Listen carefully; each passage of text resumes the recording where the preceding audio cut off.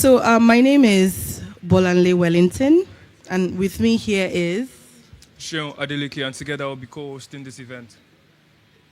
celebrate us now. You think it's easy to stand here? I don't think it's me people clap for. Maybe people should celebrate us. Celebrate us. Let's wake the room up.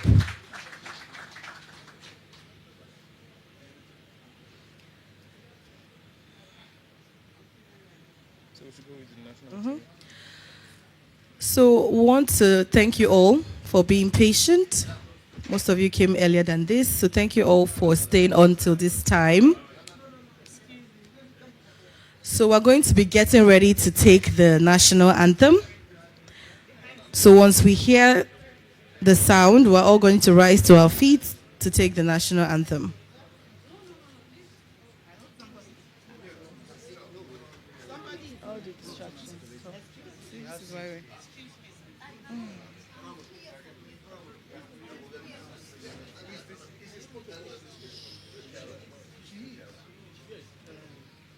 That paper you gave me. Okay.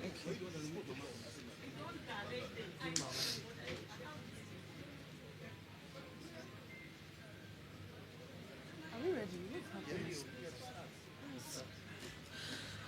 So please, may we all rise up to take the national anthem.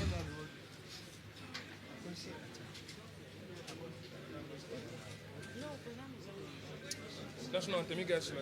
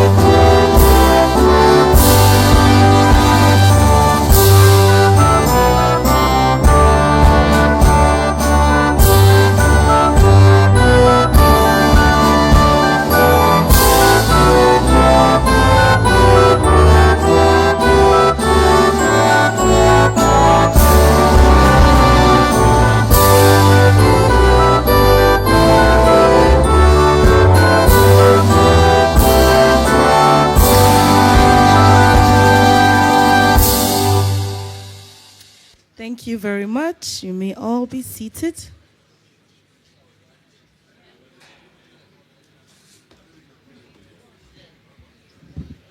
Good evening, distinguished ladies and gentlemen. Good evening, everybody. It's good to have you here. On behalf of the Office of the National Youth Leader of the All Progressive Congress and on behalf of Nest Resource Center, we welcome you to an evening with Honorable Minister Maigari Ahmadu, the Honorable Minister for Regional Development. It's a pleasure to gather here with distinguished young people, business owners, leaders, and committed youth advocates all over the country. Can we give ourselves a round of applause for the commitment we have shown to even gather here? Some of us have been here since like 4, and I want us to welcome everybody to this occasion, and we are glad and excited to have you here. We will be going ahead with the rest of the program in a bit. So before we introduce some of our wonderful persons in the house, recognize some of our special guests, some of our wonderful people, I would like all of us to know that we're wonderful, right? So I want you to do a little thing for me. Can you turn to your neighbor on your left and on your right and say, "You look wonderful"? I mean it too. And you all do look wonderful. From our view, from our point of view, we can see just how beautiful, handsome, and wonderful you all look. So we'd like to acknowledge the presence of Dr. So me, I'm very terrible when it comes to pronunciation of names, so you're just going to have to bear with me. Dr. Otiv Igbuzo. Did I get that right? Celebrate me now, The founding executive director, African Center for Leadership, Strategy and Development, is also the former chief of staff to the deputy president of the Senate. Please let's celebrate him once again. Thank you, sir, for honoring us with your presence. Also, we have here among us, we have Alhaji Mutiu Are, is the secretary of the Lagos State Governance Advisory Council. He's also the Southwest member of the board for the Northeast Development Commission. Thank you for joining us here, sir. So before we call on the person who is going to give us our welcome speech, I would like to throw to the house why we're here. Can somebody tell us why we're here? Can somebody just stand up who's bold and brave and just tell us why we're all gathered here today? Any takers? Okay. Do you need the microphone? Because for some people it might just be for small chops and drinks, so you never know. Everybody has their own agenda. So we're just going to take 2 people and then we're going to move on. Okay, good evening, all. Permit me to stay on the existing protocol. We are here to network. We are here to meet with the minister. We are also here to know about how we can improve our life. Thank you. Please let's celebrate her. So we're going to take one more person and a male because we're doing gender balance. So once we take one person, we're just going to move on to the next. One more person. Okay, I see you there, sir. Please. You look like you were here for the food. You. Okay, so hello, good evening. My name is Abaka Khalifa. So we are here for an engagement with the minister to know what are the projects and how the ministry intends to go about the newly established commissions. Thank you. Please let's celebrate him one more time. Okay, since we're all aware for why we're here, for those who probably mistakenly strolled into this place, now you know what's going on here. So we're going to be introducing the head of Human Resources and Performance Management, Miss Nanyil, to give us the welcome address and opening speech for this event. Please celebrate her as she comes up.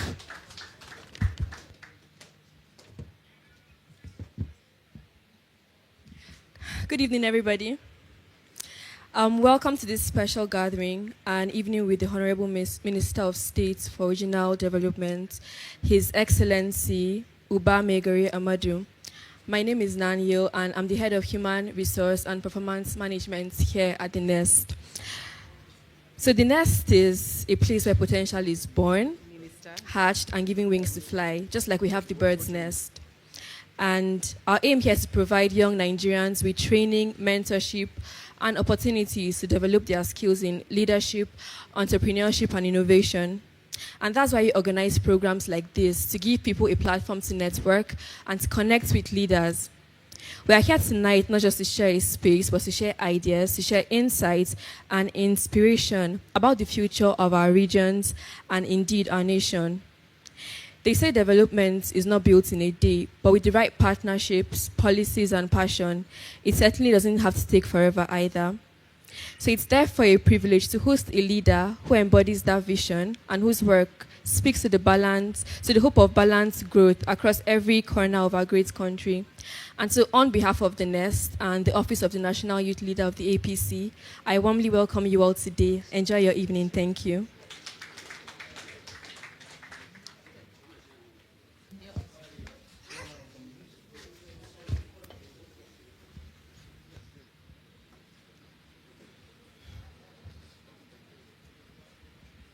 Good afternoon, ladies and gentlemen. Good evening, ladies and gentlemen.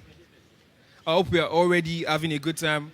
Briefly, we'll be joined by the Honorable Minister, but first and foremost, I would like us to welcome the National Youth Leader of the All Progressive Congress. He's a very astute professional. He has worked in various stratas within and outside Nigeria. He has gathered us here together. He has been a board member in the Lagos State Education Board.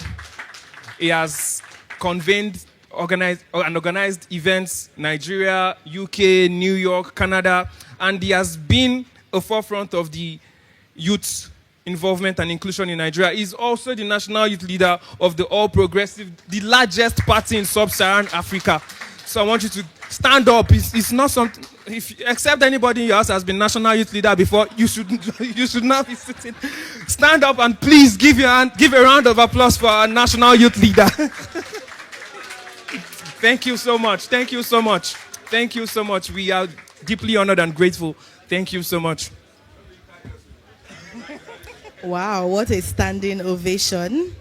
I hope people will clap for me like that too when they call my name one day. So the way you celebrated him, men will also celebrate you. Amen. So also, it is my privilege to introduce our guest of honor for this evening, His Excellency, Barrister Uba Maigari Ahmadu, the Minister of State for Regional Development. He is a seasoned lawyer and a committed public servant from Taraba State. He holds a law degree. He has served as Deputy Governor of Taraba State, a board member of FEMA, and as Minister of State for Steel Development, where he led transformative training. So today, he brings the same vision and dedication to boosting development across our region. So please join me as we welcome our Honorable Minister to take his seat.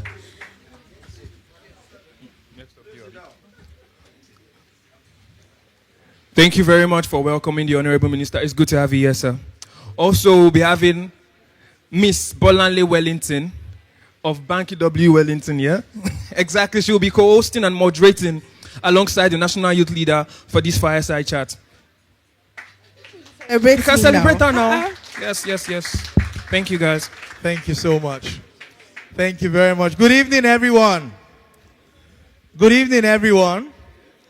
Your Excellency, the Honorable Minister of State for Regional Development of the Federal Republic of Nigeria, the friend of the youth, our mentor, our friend, our big daddy, our chief daddy. We welcome you here to the Youth House, the first youth secretariat of any youth wing of any political party in the history of politics in Nigeria. I'm happy to be here. We also have the honor of having here in the house a lot of VIPs that I can't finish recognizing them. In particular, one of our own from Lagos, the secretary of the Governor's Advisory Council, the GAC, the people that determine who becomes the governor of Lagos State, alongside the secretary of the GAC, Alhaji Mutiware. Help me recognize him. We have the former First Lady of Bauchi State, Her Excellency Nana Abu Ali is also here with us. We have the former Chief of Staff to the former Deputy Senate President of the Federal Republic of Nigeria, also here, Mr. Otigwe Igbuzo. And of course, just entering in another power from the villa, the Senior Special Assistant to the President on Disability Affairs. My own brother is also here with us here.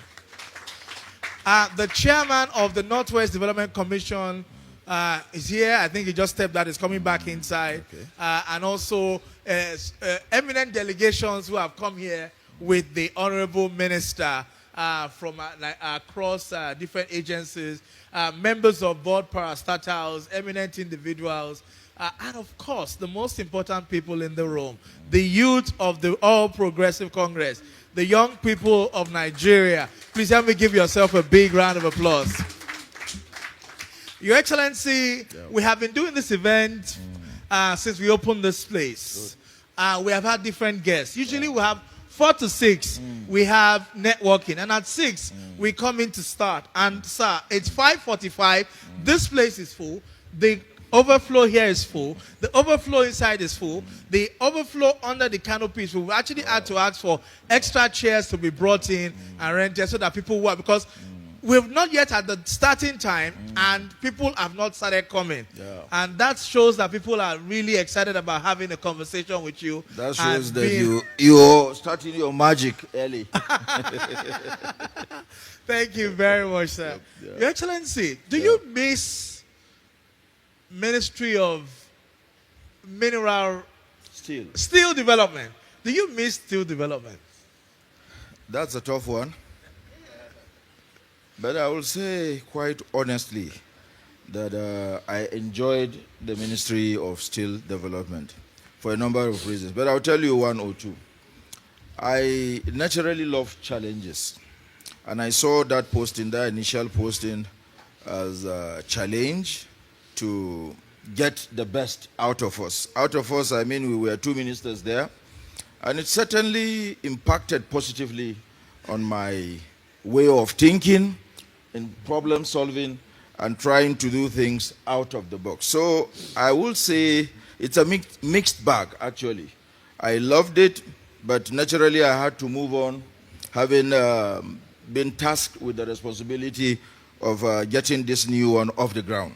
What excites you about this new assignment? It's wonderful because the Ministry of Regional Development is something we call a ministry without borders. Why? Because it covers a whole lot, from security, agric, environment, you name it.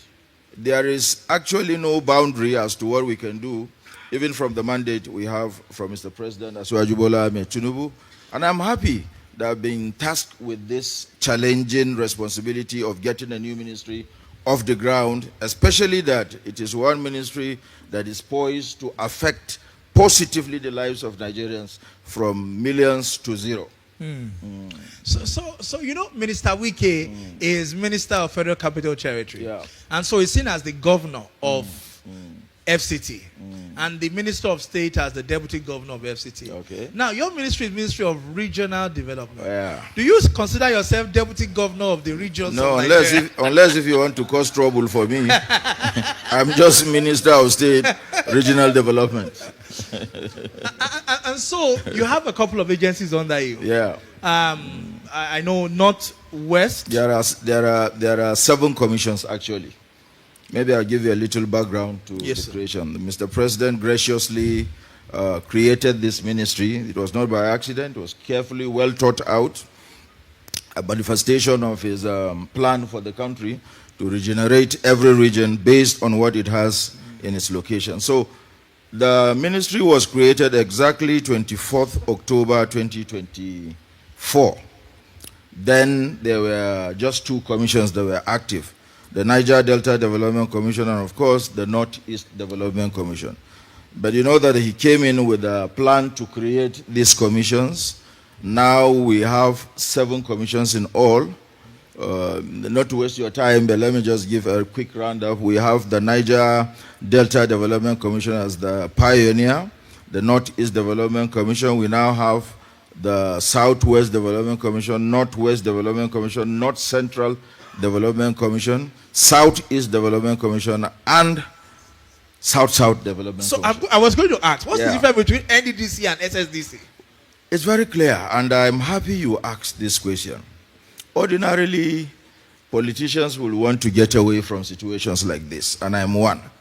But the president we have is a statesman. Yes. He is not always the politician you will expect him to be.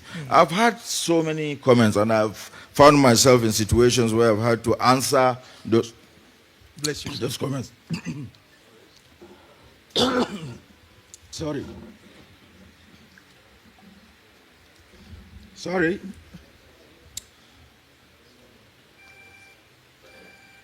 Bolani, I'm coming to you soon. Oh, take your time.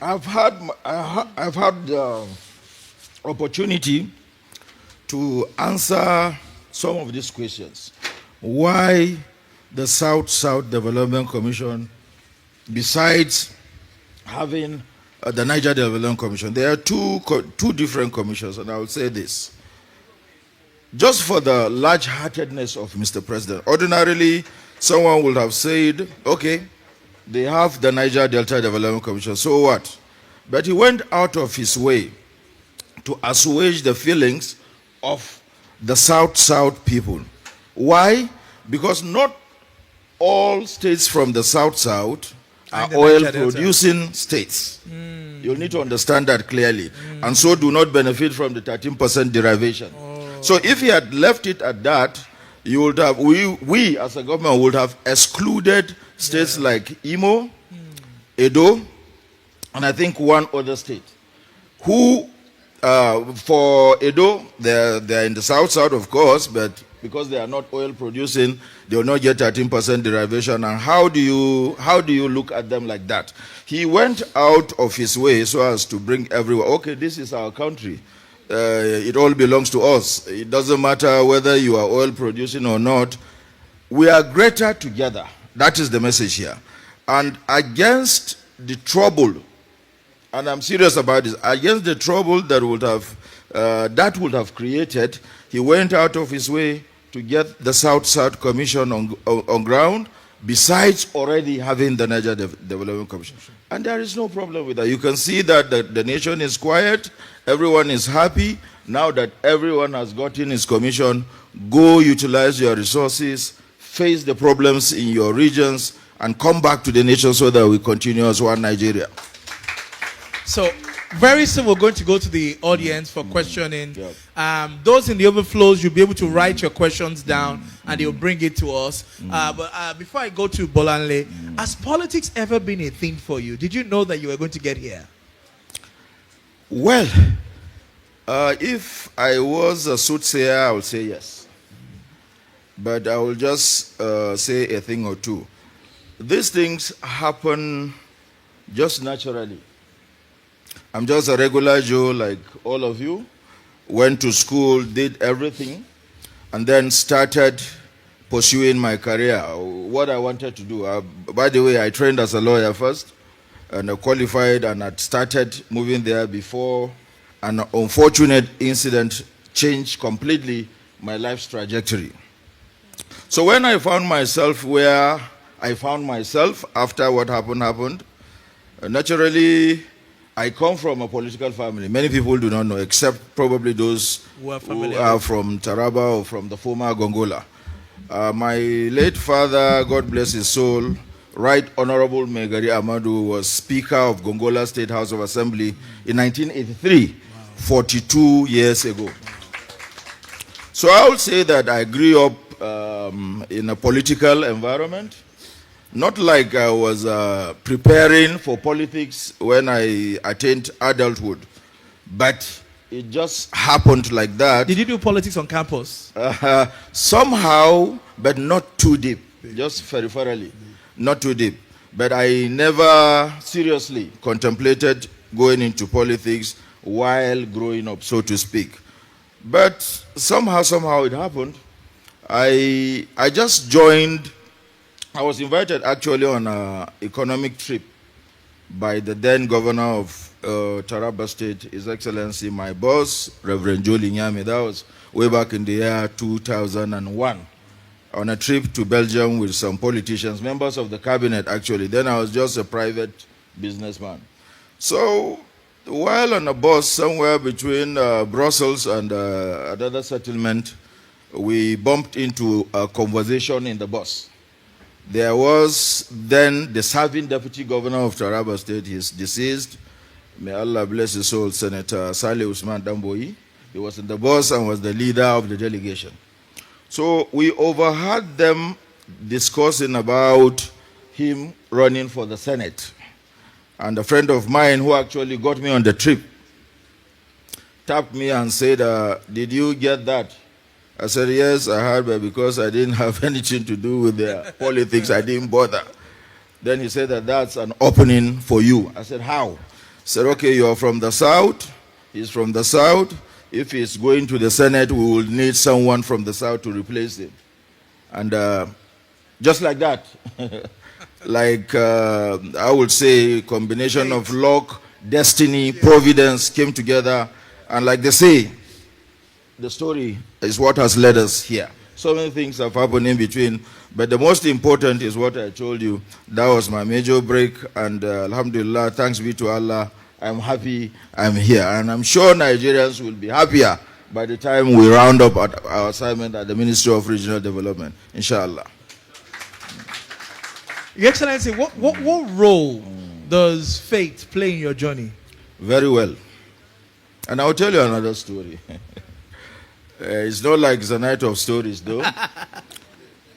I actually decided to run for an office in the year 2001, 24 years ago. And what was it? I wanted to be chairman of my local government. By the way, I come from Donga, headquarters of Donga local government of Taraba State. Because we were complaining behind the scenes that those who were in charge weren't doing anything. So an elder in my community asked me, all you do is complain, but you don't want to come and stay here because you think we are staying in the village, so to speak, although Donga is no village. So I took up the challenge. I said, okay, I don't want to complain again. I will participate to make a difference.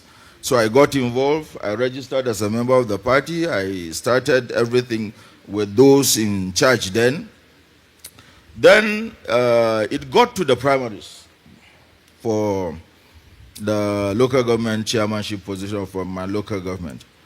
I knew I won the primaries because those who participated told me I won the primaries. But curiously, someone somewhere didn't like me being chairman.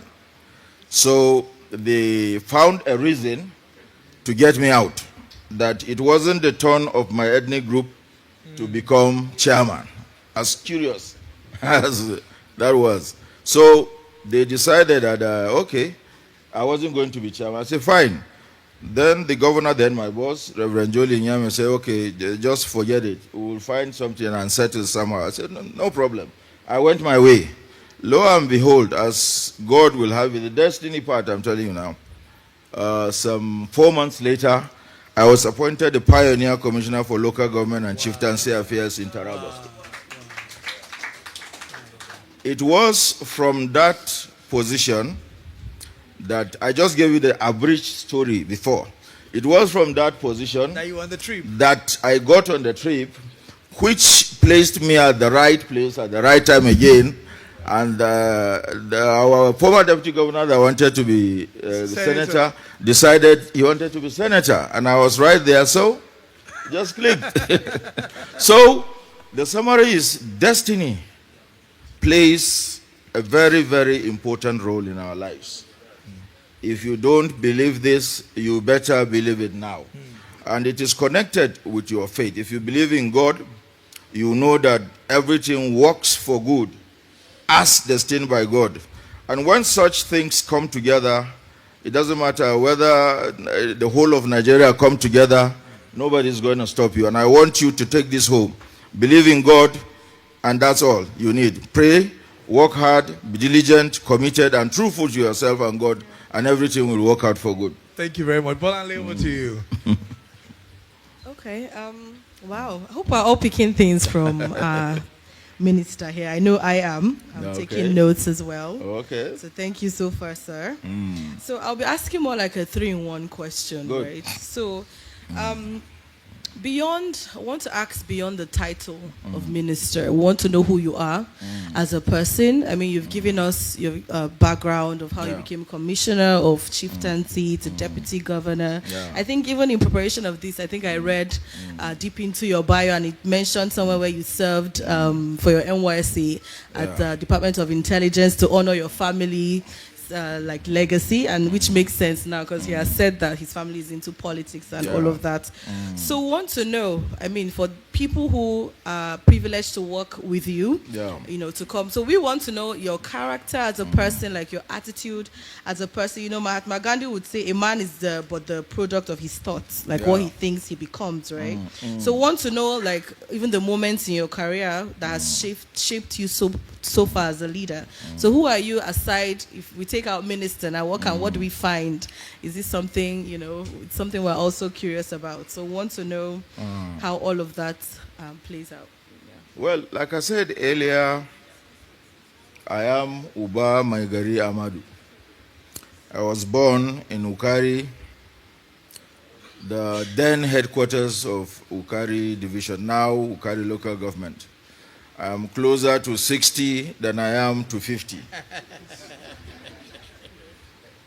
I started school in a township primary school, just for primary school. Then my father, late father, was working as a police officer. He retired somewhere around 1978. So we relocated from Jos to Donga, my hometown. And you can imagine the confusion. So I started secondary school in Donga as well. Then suddenly the school was turned into the science school, and I wasn't science-based, so we had to move. I was moved to another school, India Government Secondary School in Takum, the hometown of the famous General T.Y. Danjuma. So I completed secondary school 1983, went straight to the University of Maiduguri, spent 5 years there, and graduated with a Bachelor of Laws, LLB honors. I went to the Nigeria Law School like all law school, law graduates were expected to, and I was finally called to bar 36 years ago. I'm sure you are not 36. Or even From there, of course, I went to I went for the National Youth Service Corps, and I served at the Department of Intelligence and Investigation of the Nigeria Police Force. I'm sure you wouldn't ask why, like all police children do. So I served in Enugu, the then Anambra State, and passed out a year after. And I've already given the later part of what happened. So from there on, I started small practice, combining it with the family business, filling the gaps. The earlier part I told Dayo. But let me this part, I am married to my lovely wife, Kaltum Ahmad Chanchangi, and we are blessed with 4 beautiful children. The oldest of them is Fatima Zahara, named after my late mother, and she is a medical doctor already, and somehow about 3 months ago she's married. I already am a grandfather. So that's just it. I'm a normal Nigerian who was doing his thing before getting here. So it's not any different from any one of you. Can I add to Bolale's question? Yeah. If you weren't doing politics, what would you be doing? I'm sure it will be law practice and a combination of two, law practice and business. My friends are lawyers, they're all seated here. They are practicing, and I'm sure it wouldn't have been anything different from what they are doing. It would have been law practice, and like all Nigerians do, they want to do something by the side. Definitely law practice and business, no doubt about it. Politics, yes, but I never expected or anticipated that it would be this deep. Yeah, and I'm happy it happened like this. Bolale, I think we should go to His Excellency's work. Okay. In the Ministry of Good. Regional Development. Good. Recently, you were commissioning a lot of hospitals across Nigeria. Hospitals? Medical health centers. Okay. In primary health centers Yes. in Borno State and a couple of other places. Tell us about that. Well, our engagement, maybe you should, I should tell you what the NEDC does. Northeast Development Commission, as an interventionist agency, has the mandate to practically put back in place all critical infrastructure that have been damaged by reason of the insurgency, and the health facilities inclusive. So that part you saw was a trip we embarked on to Borno State, which happens to be just one of the 6 states of the Northeast and our area of coverage. And I'm happy to say that under this government, we have done so much with the backing of Mr. President Asiwaju Bola Ahmed Tinubu. And I think he deserves a resounding applause. With his support, we have been able to renovate completely the National Trauma Center at the University of Maiduguri Teaching Hospital, completely turn around the National Neo-Psychiatric Hospital in Maiduguri, Borno State. This government, under this government, we built a world-class pharma-grade drug storage facility in Borno State, and it is expected, like it's budgeted for, it's planned, that we will replicate this across the 6 states of the Northeast.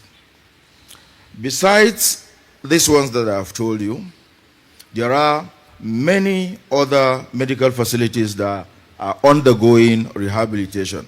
But the one critical aspect that I want you to take home away with this, before the advent of this government, you wouldn't believe that the whole of the Northeast, we had just one MRI machine to service the whole states. And it used to be located in Damaturu, the capital of Yobe State. Wow. So you can imagine if someone needed MRI services in Taraba, you will have to be ferried to Yobe, and you can imagine how that could possibly... From Bauchi or from oh yes, you can take it to the bank. Until now, under this government, we have issued procurement documents for the purchase of 12 numbers, and each one is valued at about 3.5 billion naira because we are taking the best. We've issued procurement letters for the supply of 12 units to be fixed in federal health facilities in the Northeast. And as we speak, 6 numbers are on their way to be fixed in the 6 states. First, so that every state gets one before the second batch of 6 MRI machines get here. I think we should give a proper round of applause. That is just one aspect of the intervention we are doing through the commissions. Don't forget, I do not only oversee the Northeast Development Commission. We have the Northwest Development Commission. You can see the chairman of the Northeast. Can we stand up, sir? Please, sir, stand up, sir. Please give the chairman a big round of applause. And also the North Central Development Commission, with its capital in Honorable Mr. I think Dr. Alhaji Are is also a member of the Northwest. No, he's a member of the Northeast. Northeast, okay. He's a member of the North, a very respected one at that, member of the Northeast Development Commission. That is just one aspect of many things we are doing. But we can go on and probably take all day if we have to. I'm happy Alhaji is here. He was part of our tour. We are intervening in virtually all sectors of the economy. You won't believe that the commission procured 2 giant dredgers. They are there, and what were they for? To clear the Lake Chad Canal, free it of the accumulated waste, weed, and all sorts. And it's all aimed at getting our people back to work. The fishermen will be engaged, farmers will farm better, and it will enhance security of the area, because before now, insurgents used to hide under those debris accumulated around the Lake Chad region. That is for health, for education. Yeah, I was going to go there. Yeah, for education, we have built lecture theaters, 500-seater capacity lecture theater at the Yobe State University Yobe State University actually, and mega schools comprised of 3 blocks, 2-story buildings, and one particular one that is of interest, and I think you should pay attention, because I see you going places too, and education is your background. Yes. There's this school in Yobe, in Damatu, Potiskum actually. And you know I'm damaging Potiskum. Oh, really? That's good, because it's applause for you. There's this school in Potiskum, it's called Ari Chime Primary School. In the whole country, there is no school that is as populated as that. Wow. It has 14,000 and counting pupils. And what did the government do? It built 6 blocks of 2-story buildings of classrooms, staff quarters, a clinic, and the Yobe State government graciously donated an ambulance. Wow. I think it will take a lot of time before we find the kind of character in the leadership we have now to push resources in critical areas of need. That alone, that school alone, captured all the pupils in the surrounding environments, communities, bringing them all together under one roof. Because there are instances, Potiskum is a very big city with many people coming in, especially truck drivers. I don't know why they always park there. But for whatever reasons, there are so many schools, small schools littered around. And the government, with wisdom, decided to bring all these children into one place for security, for safety, for attention. And you bet me, when you go there, you see that world-class security facility. I went out of my way to commend the contractor. We hardly do. But because he did a wonderful job, we commended him. And I think this should be taken seriously. You cannot do anything without education. The one that will blow your mind is this one we have that is called Brick to Bed program. It's a program conceived from the ministry. We are implementing it in the Northeast. We intend to do so in the North Central and the Northwest. And what do we do? What do we intend to do? As we speak, we've identified 2 secondary schools per senatorial zone.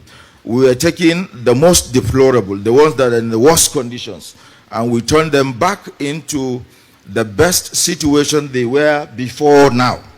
That way, we intend to take our pupils back to hostels, because it's a different experience. If you've been in a boarding school before, you understand what I mean.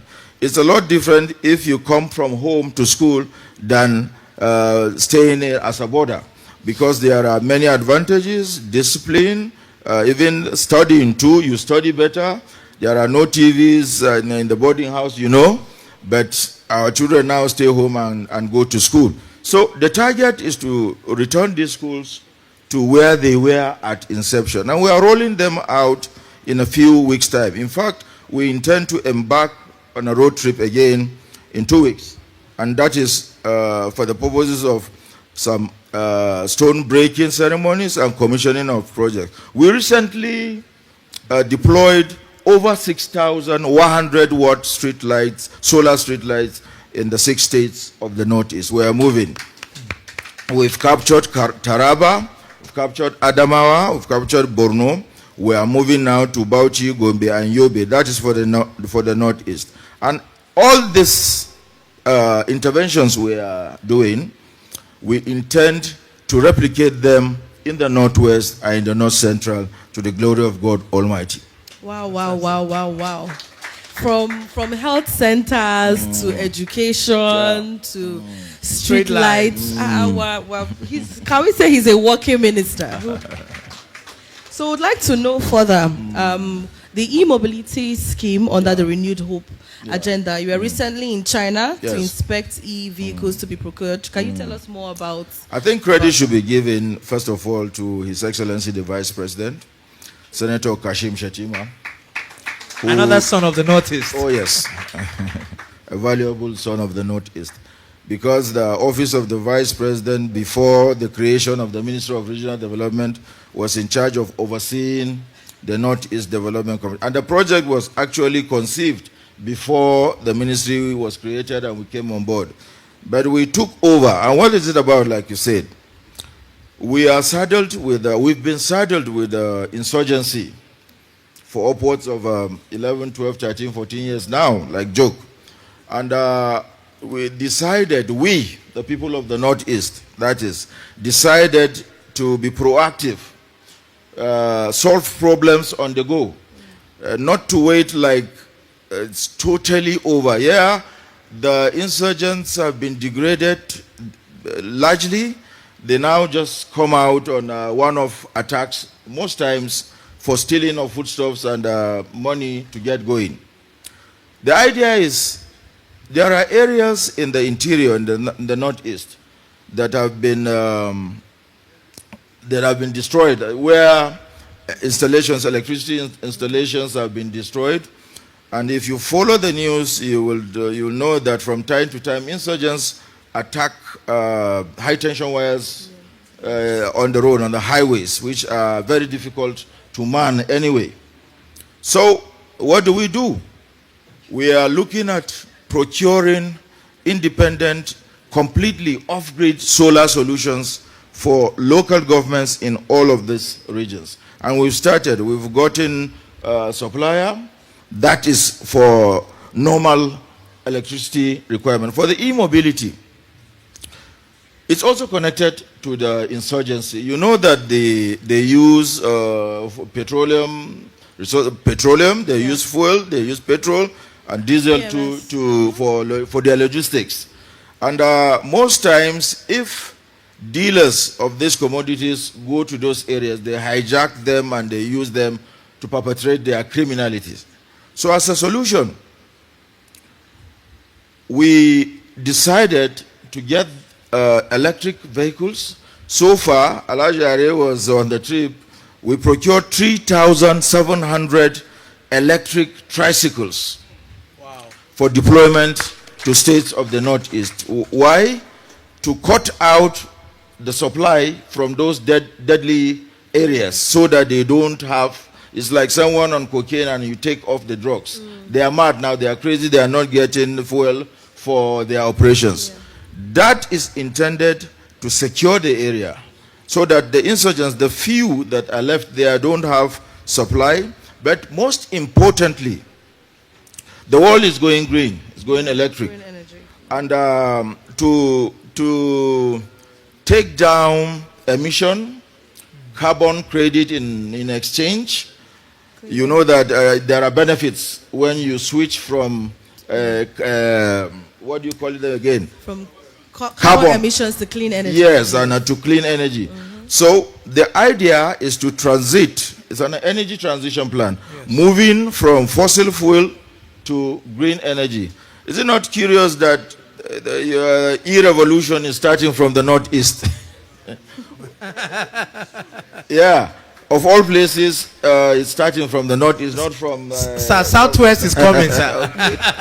We have procured e-tricycles, like I said, some for transportation of humans and some for transporting cargo. The idea is to engage our able-bodied men and women, those who are hardworking, farming to sustain themselves and earn a living, and for economic reasons, at least they have means of moving their farm produce to the markets without having to worry about petroleum and the cost and availability.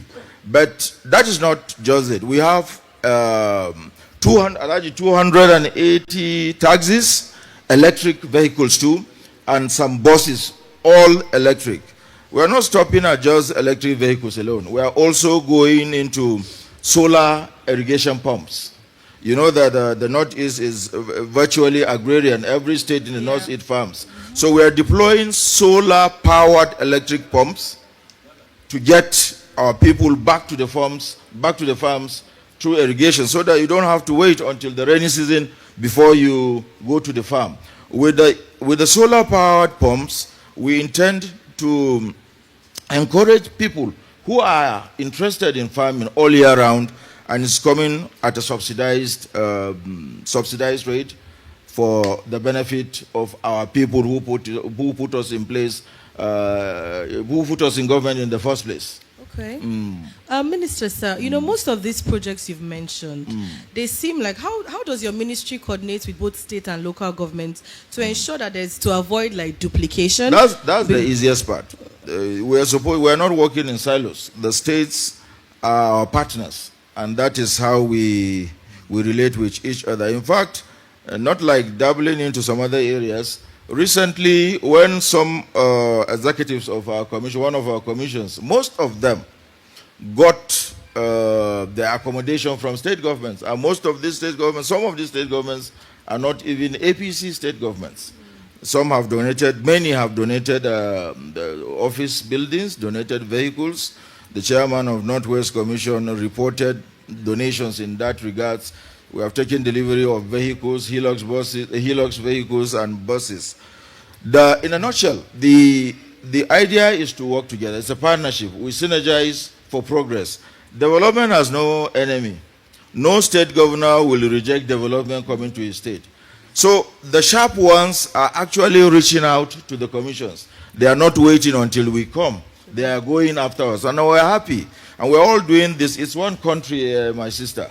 and we are working for the generality, for the well-being of the people. On this score, development that is, there is no APC. Yes, we are APC. We want to win election again, by the way, inshallah. we are APC, but development cuts across parties. So everyone is on board, and we are partnering with the state governors, and they are doing very, very well. They are cooperating with us.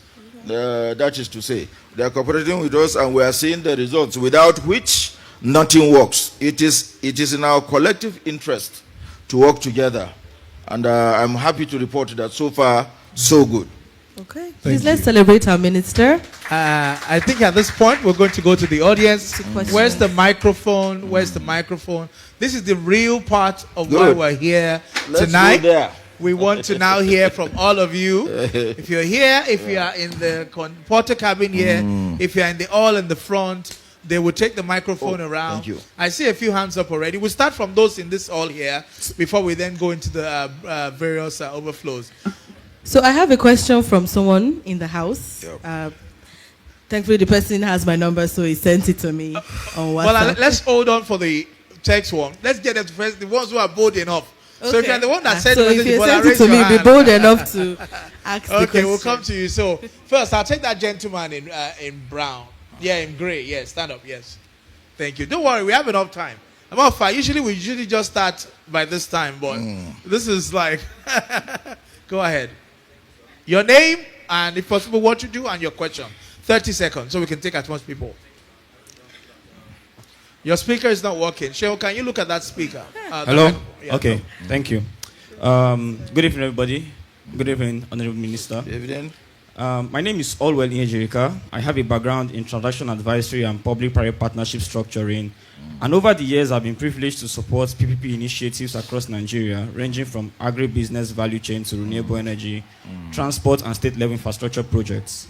In these roles, I've seen firsthand how PPPs, when properly structured, can serve as powerful vehicles for regional development, attracting capital, creating jobs, and reducing physical. You sound like Najambo. No.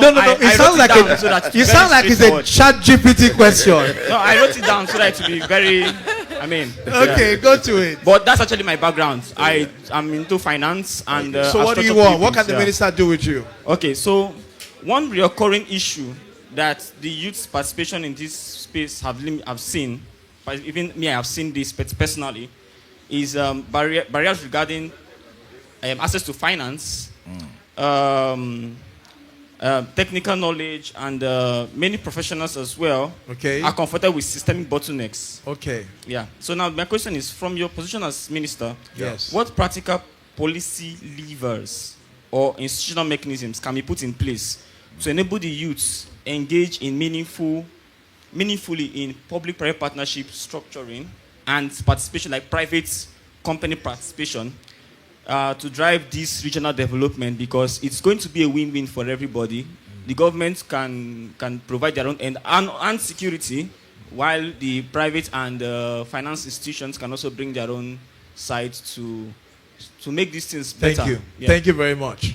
Okay, I'll take the gentleman with the red hat. I think you are from Bono. I will. I wanted you to write it down, so we'll take about 5 I actually got confused because I didn't understand what he was asking. I don't know, maybe you can just cut it short and ask, because I lost track of I didn't understand. Forget ChatGPT, ask normally. So the question yes, is how can youths particularly skip all of the bottlenecks using leveraging the policy from... Which policy? So we know that there is the FEC policy, there is the BPP Procurement Act. Yeah.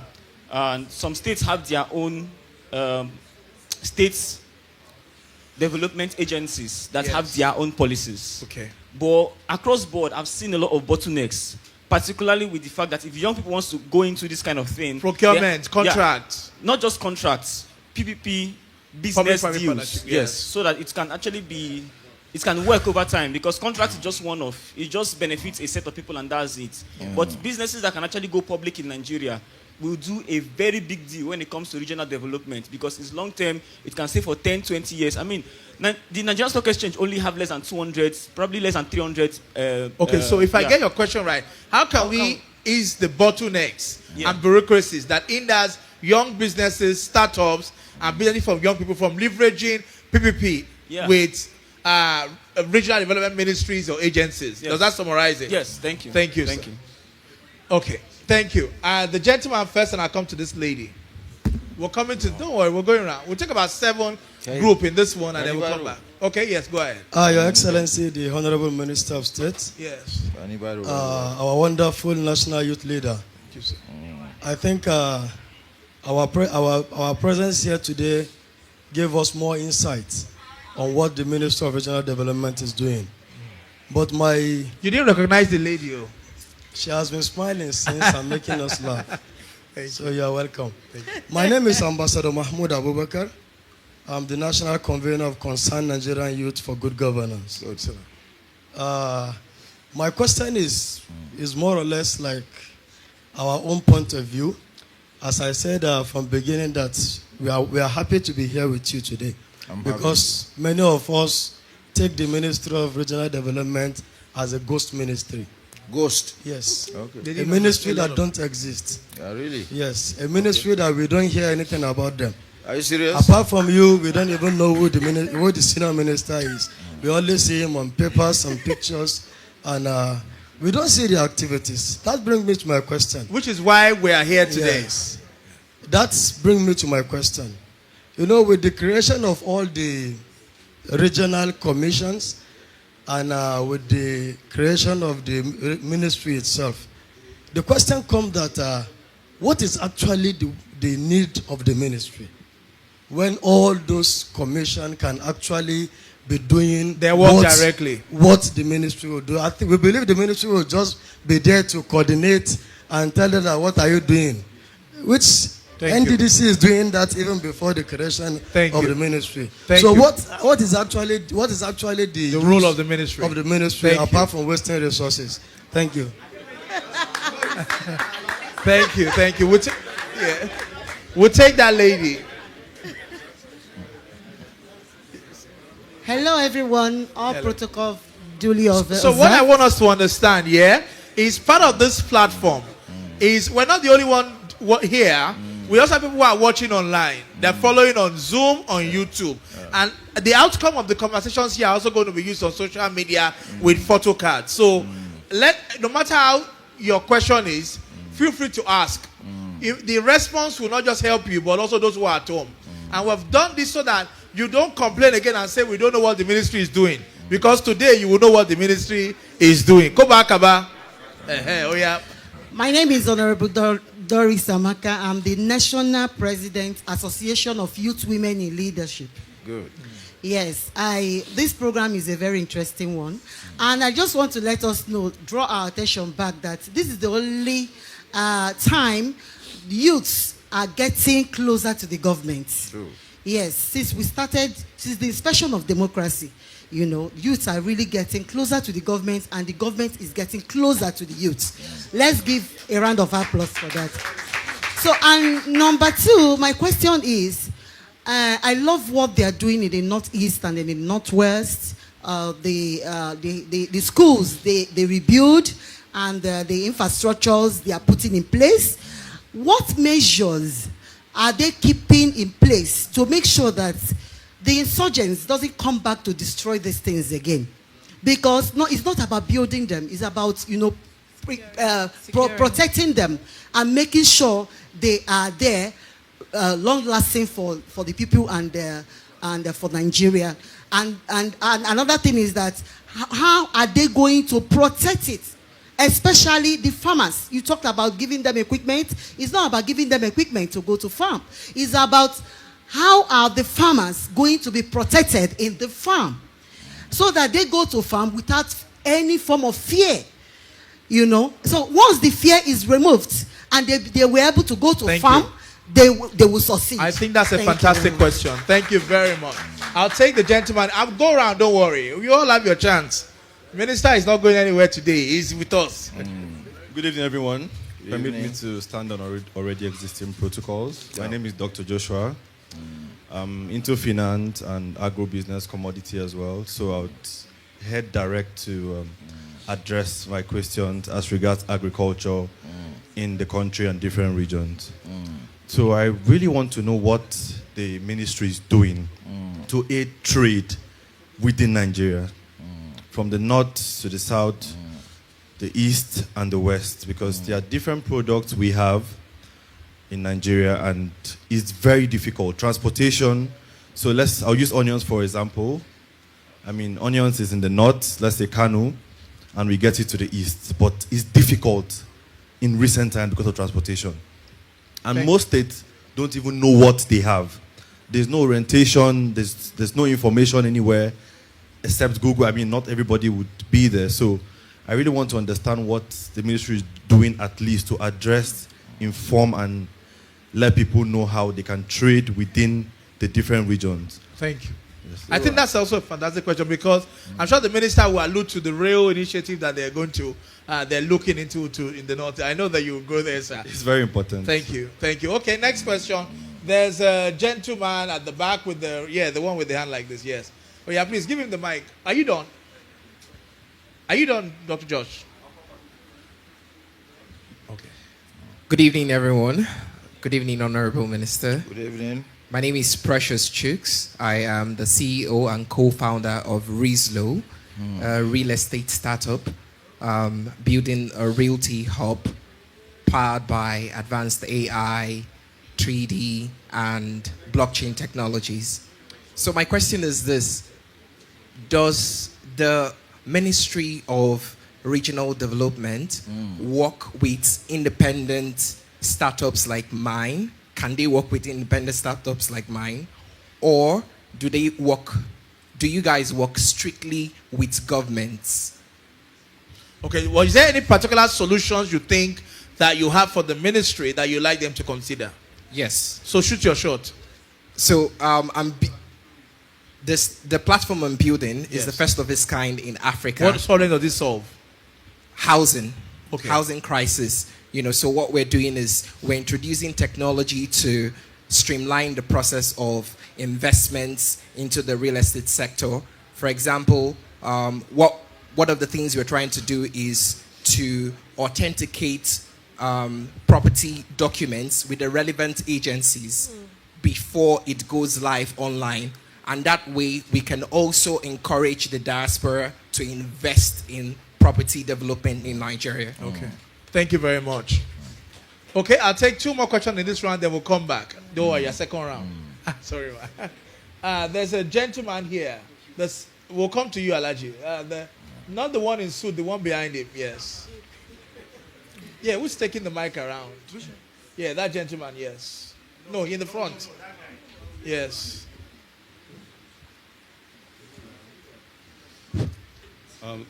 Good evening, all.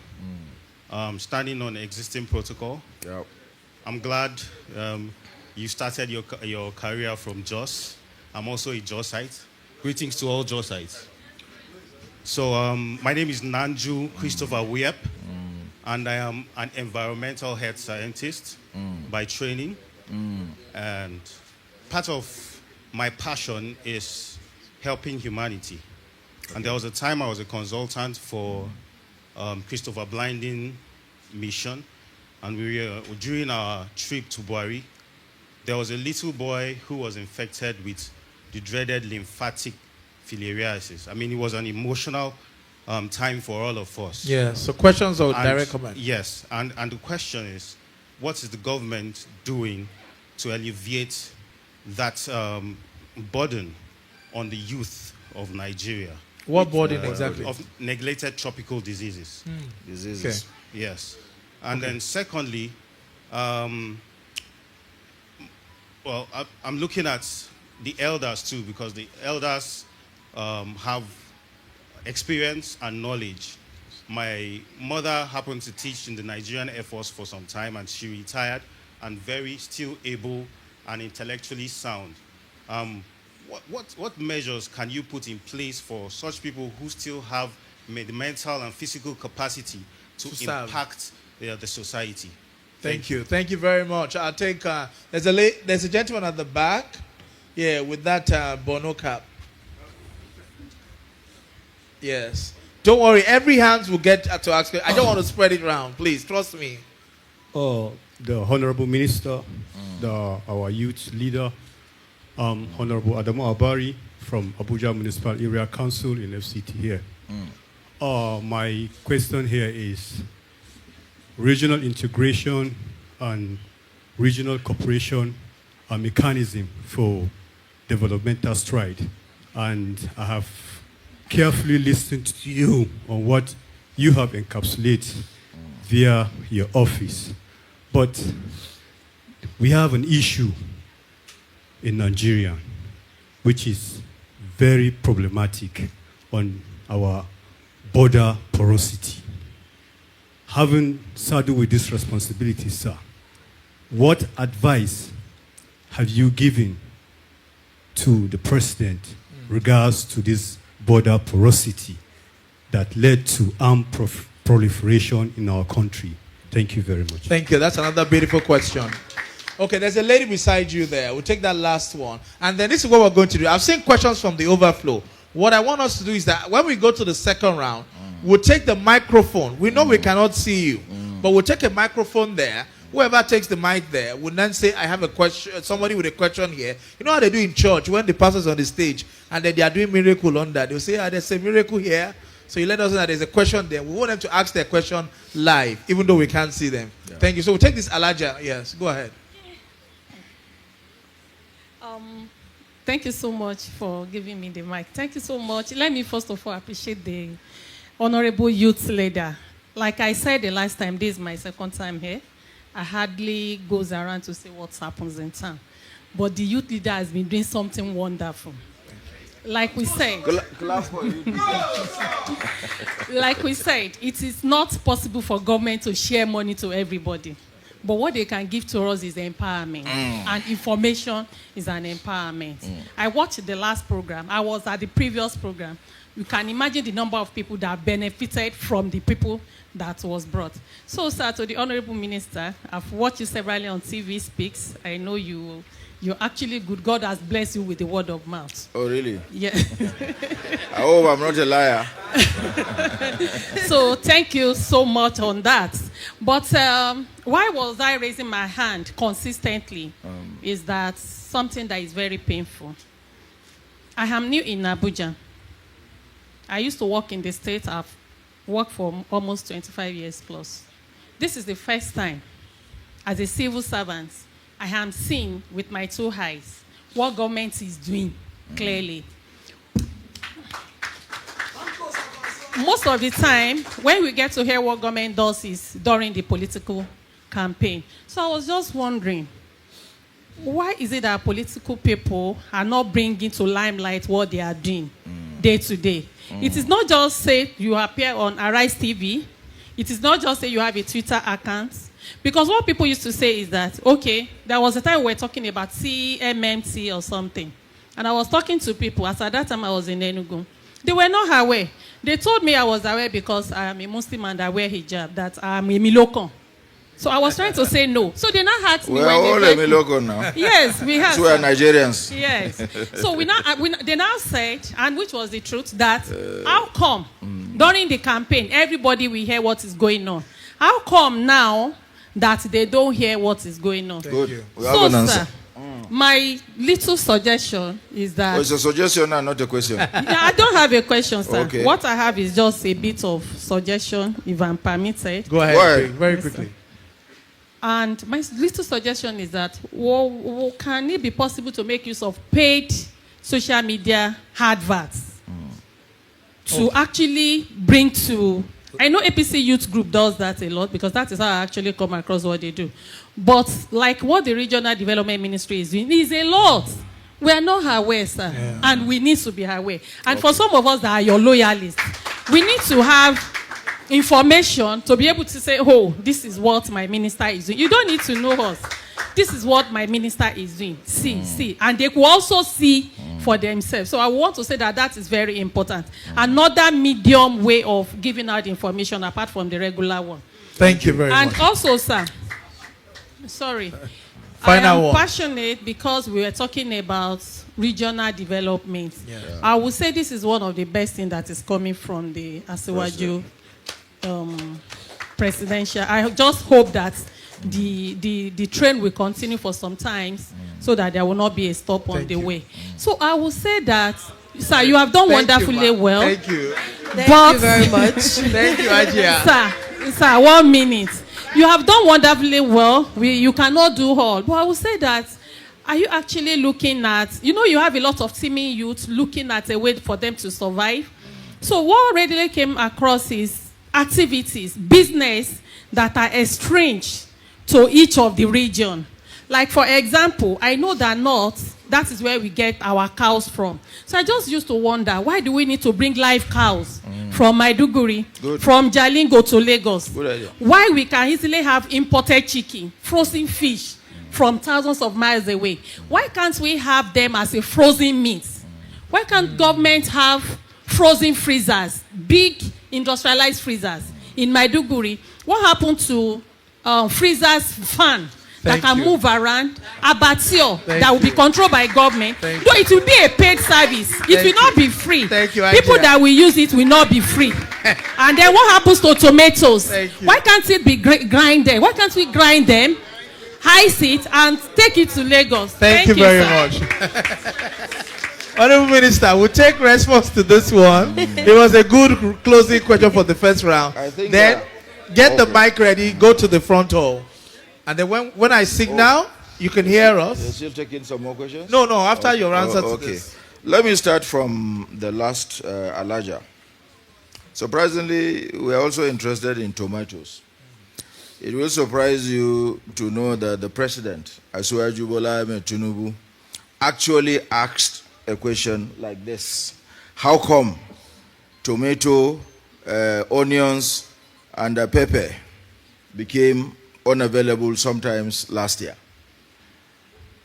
That is to show you that he is at home with the basic issues Nigerians are dealing with when it became unavailable. And we have a solution we are working on.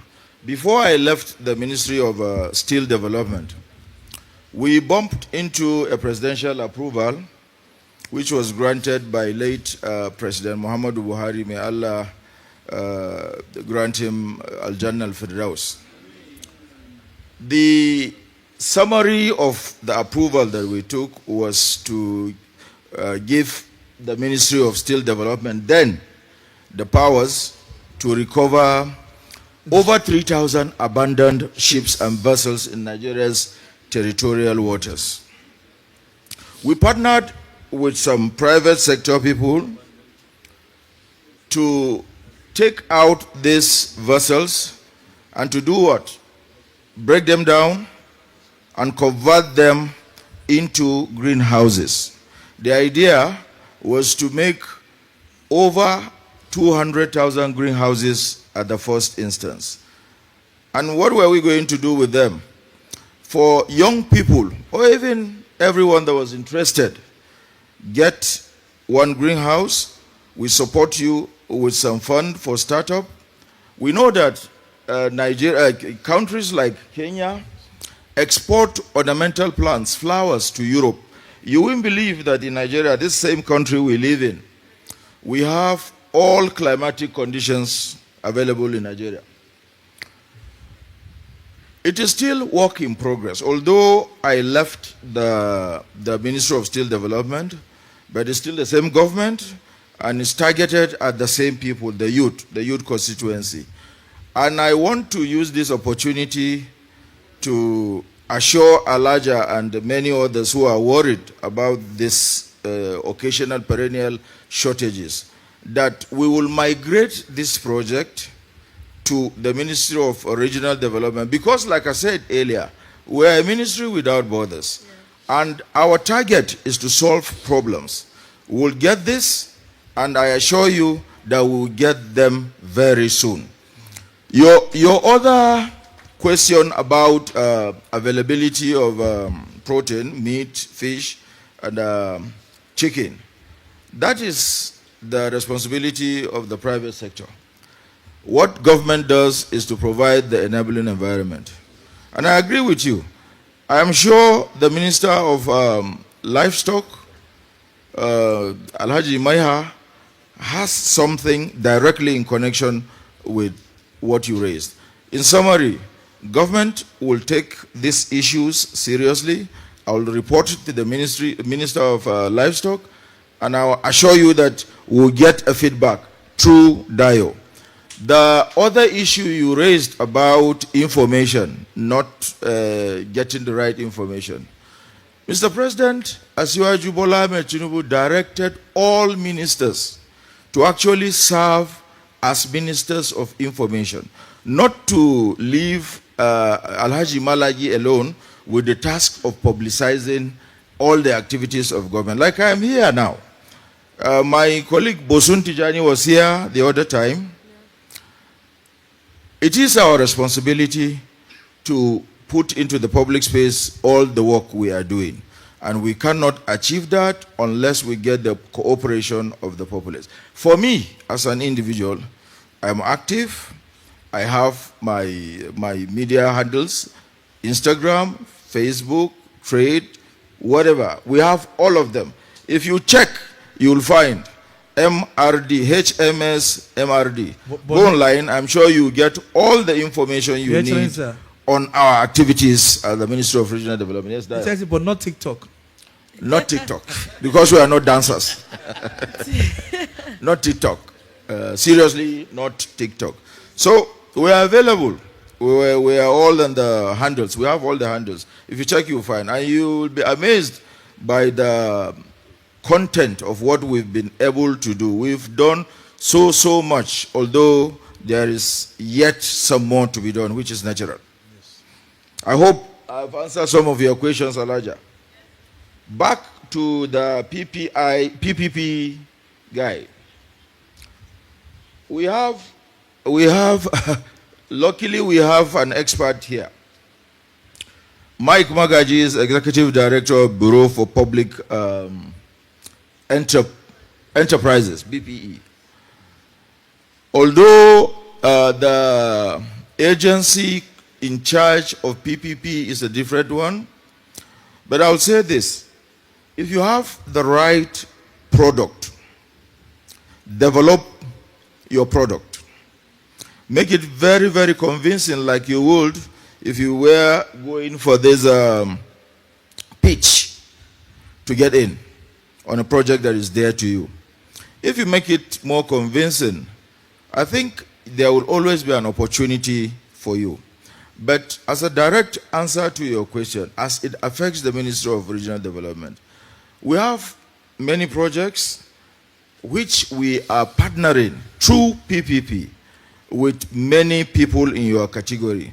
Nothing stops you from working to any of these development commissions, be they in the Southeast or Northeast, whichever one your project aligns with. I can guarantee you that as we speak, we have 4 bankable projects that are already in the offing that are going to come on stream through PPP. One is the Northeast Airline, which we are partnering with professionals, with some business people from Oman in the Gulf region.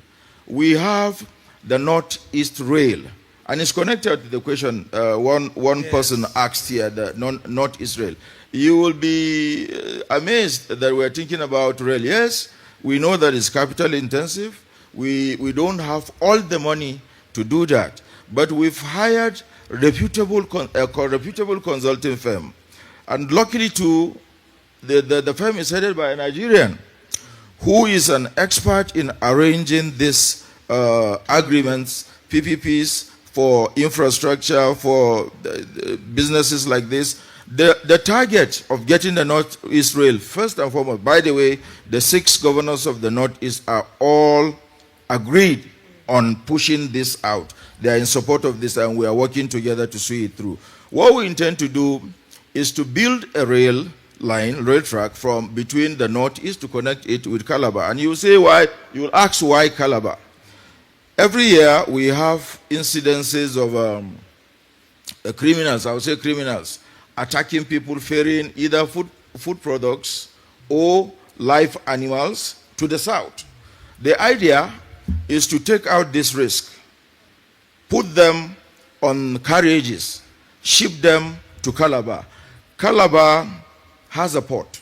For those who are interested in export, that is the destination to go to. But if you are not into export, when you take them to Calabar, this you've taken them to the south.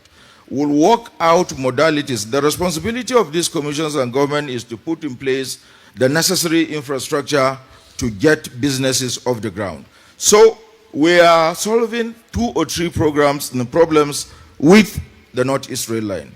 Security, food security, and promoting businesses in a convenient and modern way of doing things. I hope I've answered your question.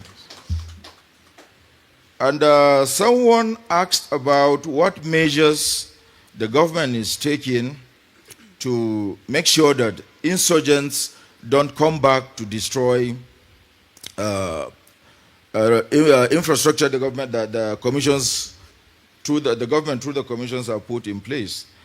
Unfortunately, I can't tell you the details because you don't discuss security matters in open places. Not for reasons of whether we don't trust anyone. No, it's not like that. That's the convention. But I'll tell you this much.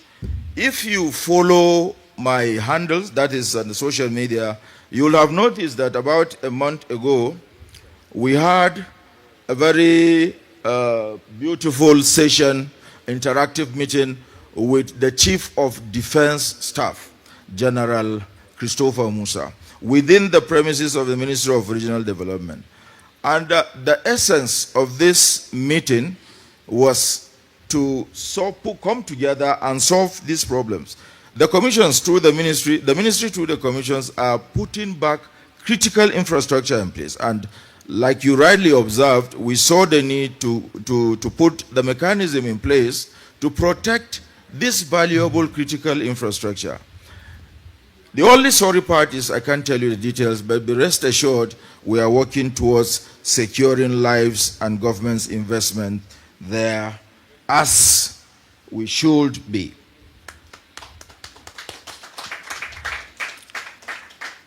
Another gentleman, I think, asked about food availability. We have this program we call RDF 3AS, Regional Development, Food Availability, Accessibility, and 1A again. And the target is we are partnering with NALDA to make available 5,000 hectares in each of the states of the Northeast, Northwest, and the North Central. Like I said earlier, the North is majorly agrarian. The idea is to use NALDA, clear land, and deploy resources, not like going directly into farming. Identify those who are interested so that we come in between to provide needed input and little cash to enable you farm. Then we have a partnership with Al Nasser. It's an international produce brokerage firm based in Saudi Arabia. They also were in the ministry about a month ago. We have an agreement, an off-taker agreement. The target is whatever we grow in those areas, they would off-take, take to wherever the farmer gets the value because they don't take until they pay. That is one program that is designed to enrich the local populace, reducing rural-urban migration. If you walk in the hinterland, farm, and you are guaranteed of getting paid, getting your money where you are, why do you have to relocate to Abuja to be running around? The idea is to get our people going, and we get food available for food security, and our locals will get financial inclusion, thereby qualifying them to credit so as to enhance their businesses. That is another beautiful one from the stable of the Ministry of Regional Development. We also, startups. Someone asked about the, what is it again? AI. The AI startup. I am still thinking through your question, even as I respond. AI is the way to go, I agree with you. But I think at the stage we are as a Minister of Regional Development, to venture into AI will make us IA. But I won't stop at that. I will want to see you again, probably at the ministry. It is likely I did not understand what you meant very well. So on a serious note, I will want to see you so that we upscale the discussion. Maybe if I understand it better, I would come back and profile solutions to the ministry here if Dayo permits. What else? You should be reminding me of some of the questions. Diseases. What are we doing to curb these diseases? Professor Pate is a world-class health professional. He is better suited to answer your question. But I'll answer you from my little corner in the Ministry of Regional Development. We are partnering with the Office of the First Lady to develop this project that I have. One of them is here. One of the people who facilitated the program is seated. I wouldn't want to get him into trouble, but he's seated here. We intend to put in place one 50-bed hospital per senatorial zone, specially dedicated to women and children. That is the title of the whole project, 50-bed women and children hospital. What is it intended to do? For some places like the Northwest, with no pun intended, we have pervasive poverty, which is responsible for some of the diseases. We are targeting cases of VVF, cleft, and such other diseases that are associated with the places rural dwellers stay in our society. So the intention is to deploy these small health facilities to deal with these special cases such that they don't have to leave their rural communities, go to the urban centers in search of attention, medical attention for these cases. That one is on the board. If you check our, I think there are some hush around, maybe we'll pay more attention. That is on the board and it is about taking off. I want to assure you that with the commissions, all three under my watch, and I believe the same on the opposite side with my colleague taking care of those in the south. All commissions now on board, believing shortly you will begin to see these things transform into reality. Some are already in motion. We are executing some, like the projects I mentioned earlier. 70% of them are already ongoing. But for these ones that I have spoken, we are being truthful because we are responsive as a government. We want to give you the true situation of things on ground. Those I'm speaking about now, I classify as those on the board. Those that are ongoing, I've clearly stated that these ones are ongoing. I hope I've answered your question on the health issue. I also spoke about border. My name is Uba Maigari Ahmadu, Minister of State for Regional Development. I'm sure you know Bumi Ojo, who is Minister of Interior. My friend is more qualified to answer your question on border security. Anything I say now may be confusing. But seriously, I think we can take that to the Minister of Interior. I'm sure he is doing wonderfully. You agree with me that he's doing wonderfully well too in his assignment. And I think he deserves a round of applause.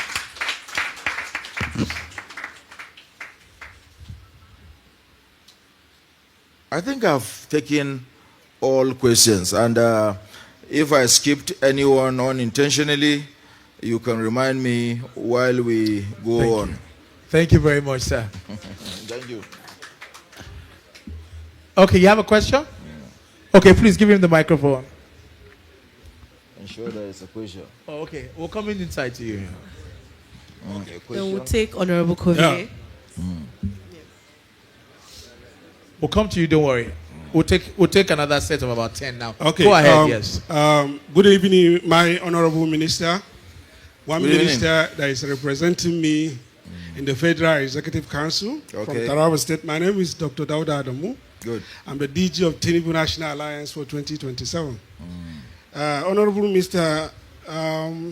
Thank you so much. You have enlightened us in such a way that majority of people who have met around you and your capacity to deliver are now seeing the kind of person you are made of. Thank you for the kind words. You're welcome. My friend Dio, thank you so much, Your Excellency. You've been doing a great job, and God will see you through.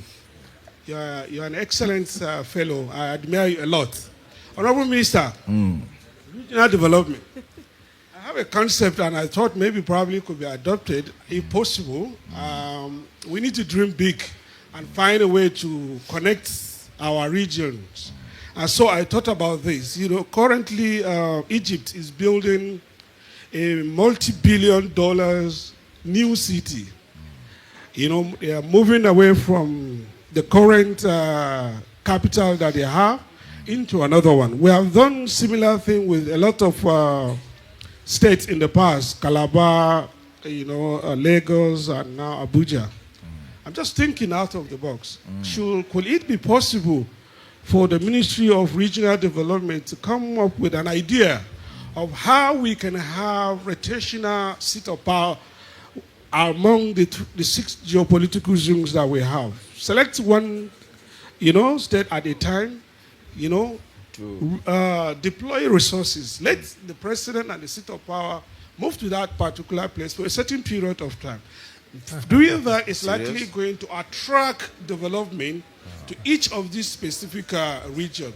And by the time the country is developed to a certain capacity, I know it's not going to be, you know, something that can be done, you know, at a go, but I think it is an idea that can easily be put on the table and begin to think possible, you know, possibly begin to build brand new cities. Thank you.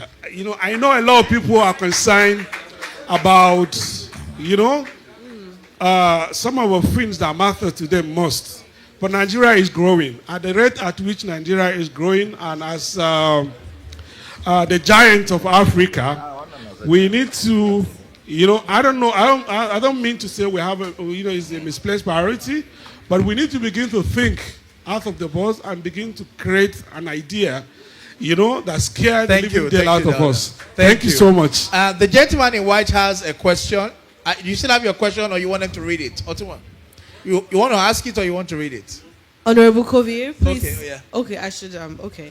So we have a question from Honorable Andrew, Governing Council Board Member, National Mathematical Center. Right? He's also the National Organizing Secretary for the Forum of Governing Council Members of Tertiary Institutions in Nigeria. Yeah. So his question, which is a bit funny, he said, since the establishment of this ministry, sir, what can you say is the positive impact the ministry has made or planning to make in respect to reducing poverty? More importantly, the cry of hunger and hardship from some Nigerians across the 6 geopolitical zones in Nigeria.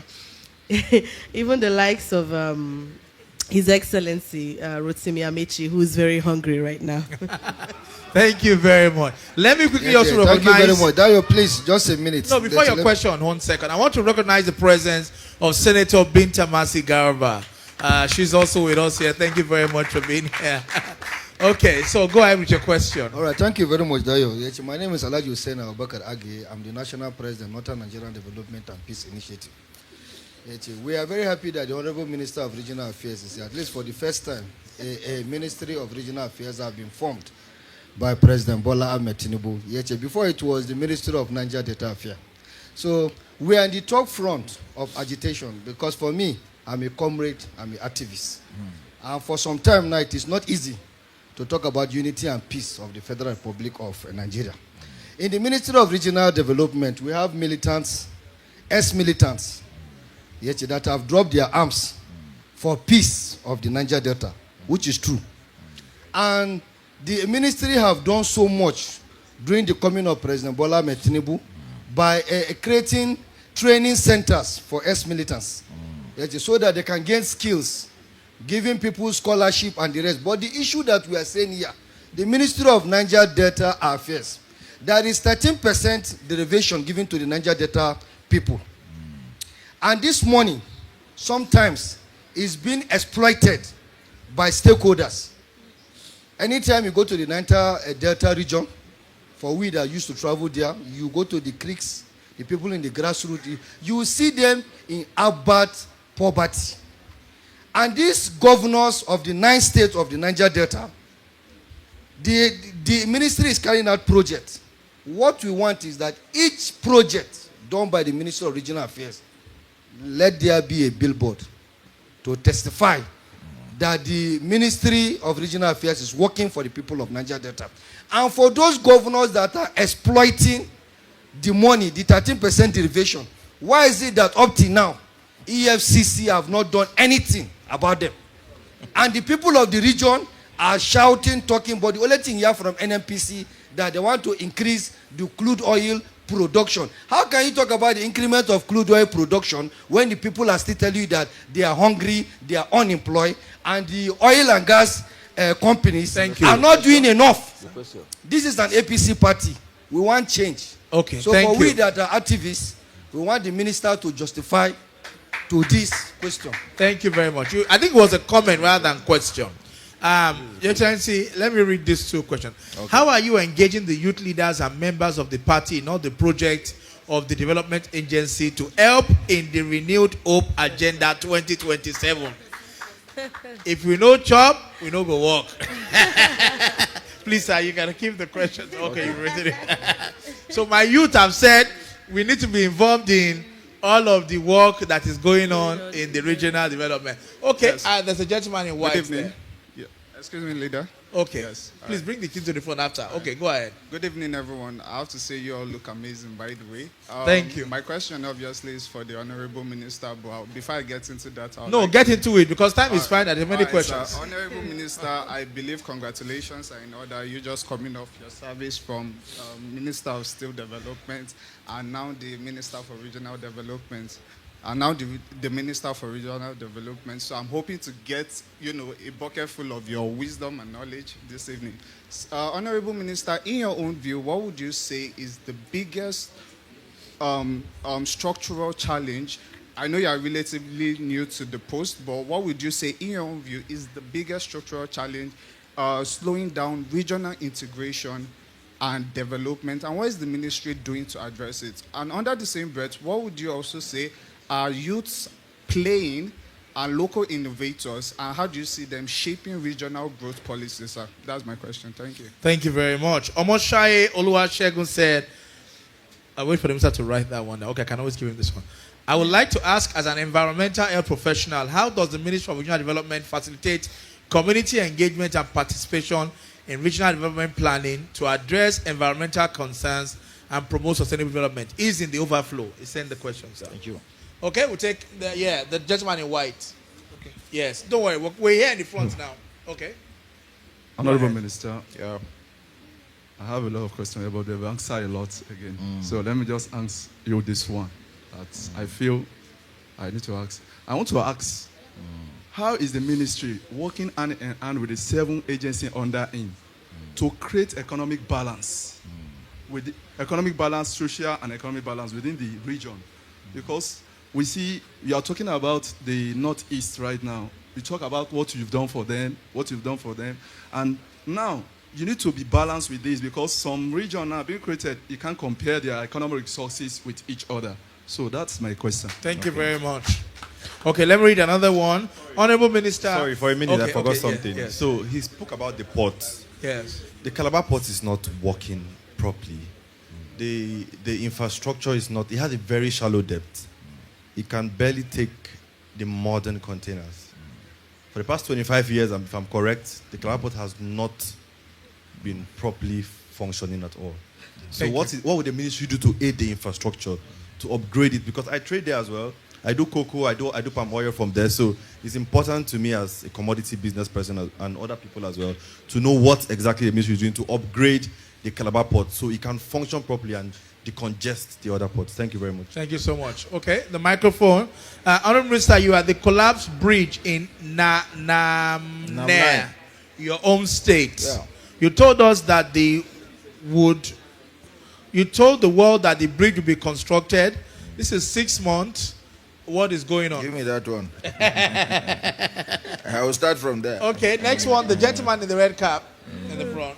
Yes, and then we'll go to Honorable Buzo afterward. Honorable Minister, the youth leader, my name is Dr. Onye Kanwafo, the APC former governorship aspirant Anambra. Okay. Honorable Minister, thank you for what you are doing. My question is direct and just a few one advice. You talked about bringing in the solar pump for farmers. Yeah, it's a very good something you want to do. But there's a problem we face in this country. There are political farmers. They're everywhere. Whenever this government assistance gets to them, they take it, sell it.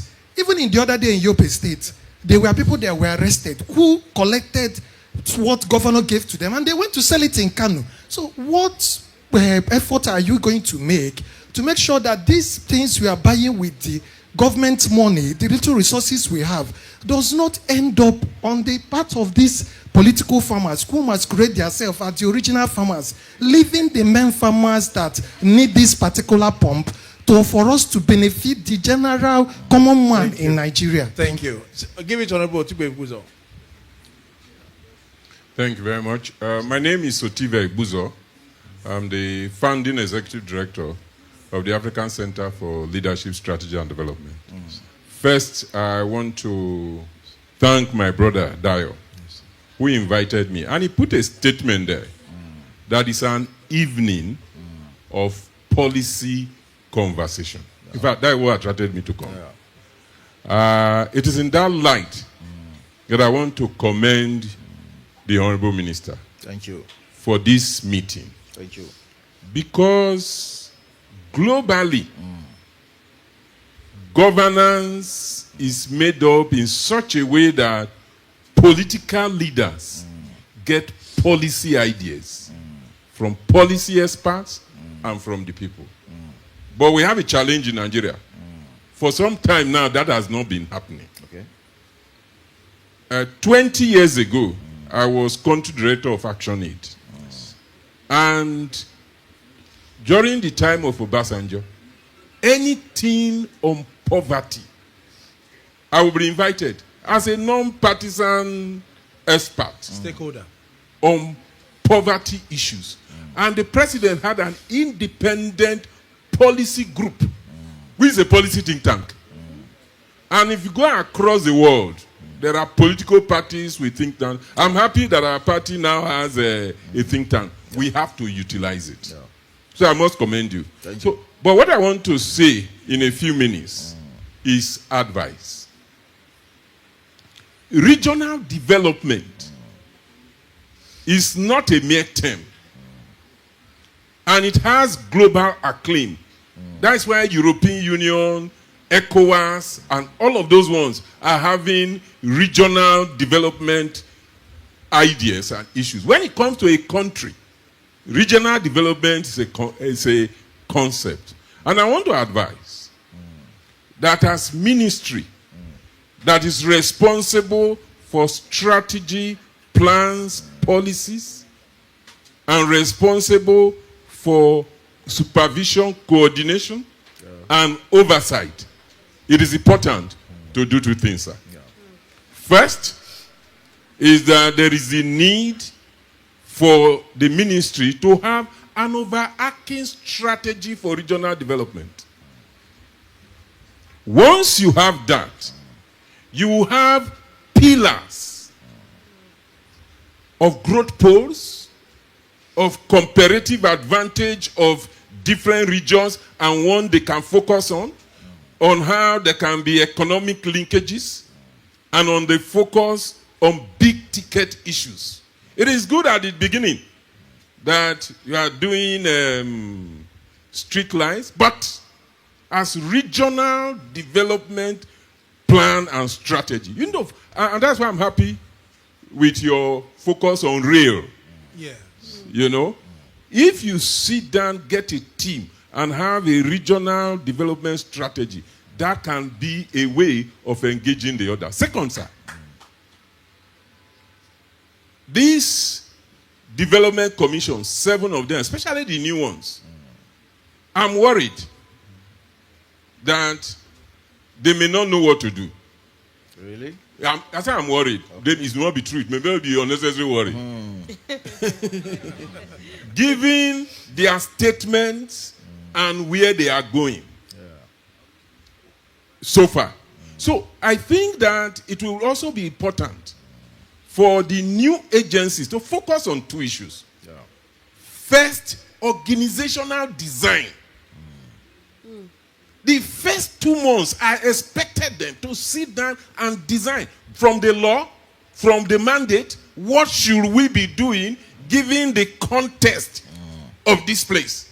And then secondly, they will have their own strategy drawing from the ministry's strategy. Those are the 2 points. But I can elaborate on this and send to my brother to forward to you. Yeah. Thank you very much. Mr. Igbuzo was country director for Action Aid, so his background has been in organizational development and donor agency. I'm sure he's a very strong resource. Is that Israel in Cap? Good to see you, please. Good day, everyone. My question comes in two folds. I'm talking about, as a tech expert, talking about technological inclination with the ministry's goals and blueprint. Israel Akinola. One, talking about regional development. Now it is known that there is no development without technology. And also, if you're a road traveler, there are some places you get to and there will be no networks because there is no access to, network facilities there, which is part of also regional development. Yeah, in this case, what is the ministry doing in partnering with the relevant authorities and agencies in ensuring that, there is technological inclination in what the organization, the ministry is doing, and also network. Apart from, infrastructural services and all that the government needs to provide for its citizens, I feel the network unavailability issues in some areas and some rural areas is something that needs to be addressed by the government. So what is the ministry doing and partnering with the relevant authorities to provide a network in these rural areas? Thank you. Thank you very much. I'm coming to you, sir. There's another guy behind him. So we'll just do faster and wrap up. If you still have more questions from the overflow, just be sure and read everything and the minister can take everything and respond. So we can network at the end of the event, take pictures, have selfie with the minister, and then go. You want a good question evening, too? Okay. everyone. Yes. My name is Shoaib Inusa. I'm from Plateau State. Okay. My question to the Honorable Minister. With the creations of these regional commissions, yes, isn't that a recipe for a return to the old regional system of government? Thank you. Thank you. I think there's somebody else beside you. If not, there's a gentleman raising hand here. Yes, go ahead. Give it to him. Faster. Good evening, everyone. Dayo, I want to commend you for this great job you're doing. Thank you. Honorable Minister, you're welcome. I commend your team as well. Thank you. So my question is a straightforward question. Is regarding solid minerals. Even in your state, there's no region in Nigeria that doesn't have solid minerals that can bring serious money for this government. In your state alone, the solid mineral that you have in your state. You Question. Take care of the whole Nigeria. What is the ministry doing to explore leverage solid mineral and in explore. Nigeria? Yes. Thank you. Okay, next. Oh yeah, there's one at the back. Good. Yeah, then the one beside him. Let's be faster this time. All protocol There's observed. somebody in the container here too. Yes. I remain Etsi de Sylvanus Morin. Thank you. Leader, Akwa Ibom Youth Vanguard. Thank you. I want to ask the minister what is doing concerning the seaports, the Baka seaport that would have transformed. Where? In Akwa Ibom. That's South. Yes, South it's a Development regional Commission. project. Okay. And also, he talked about imports.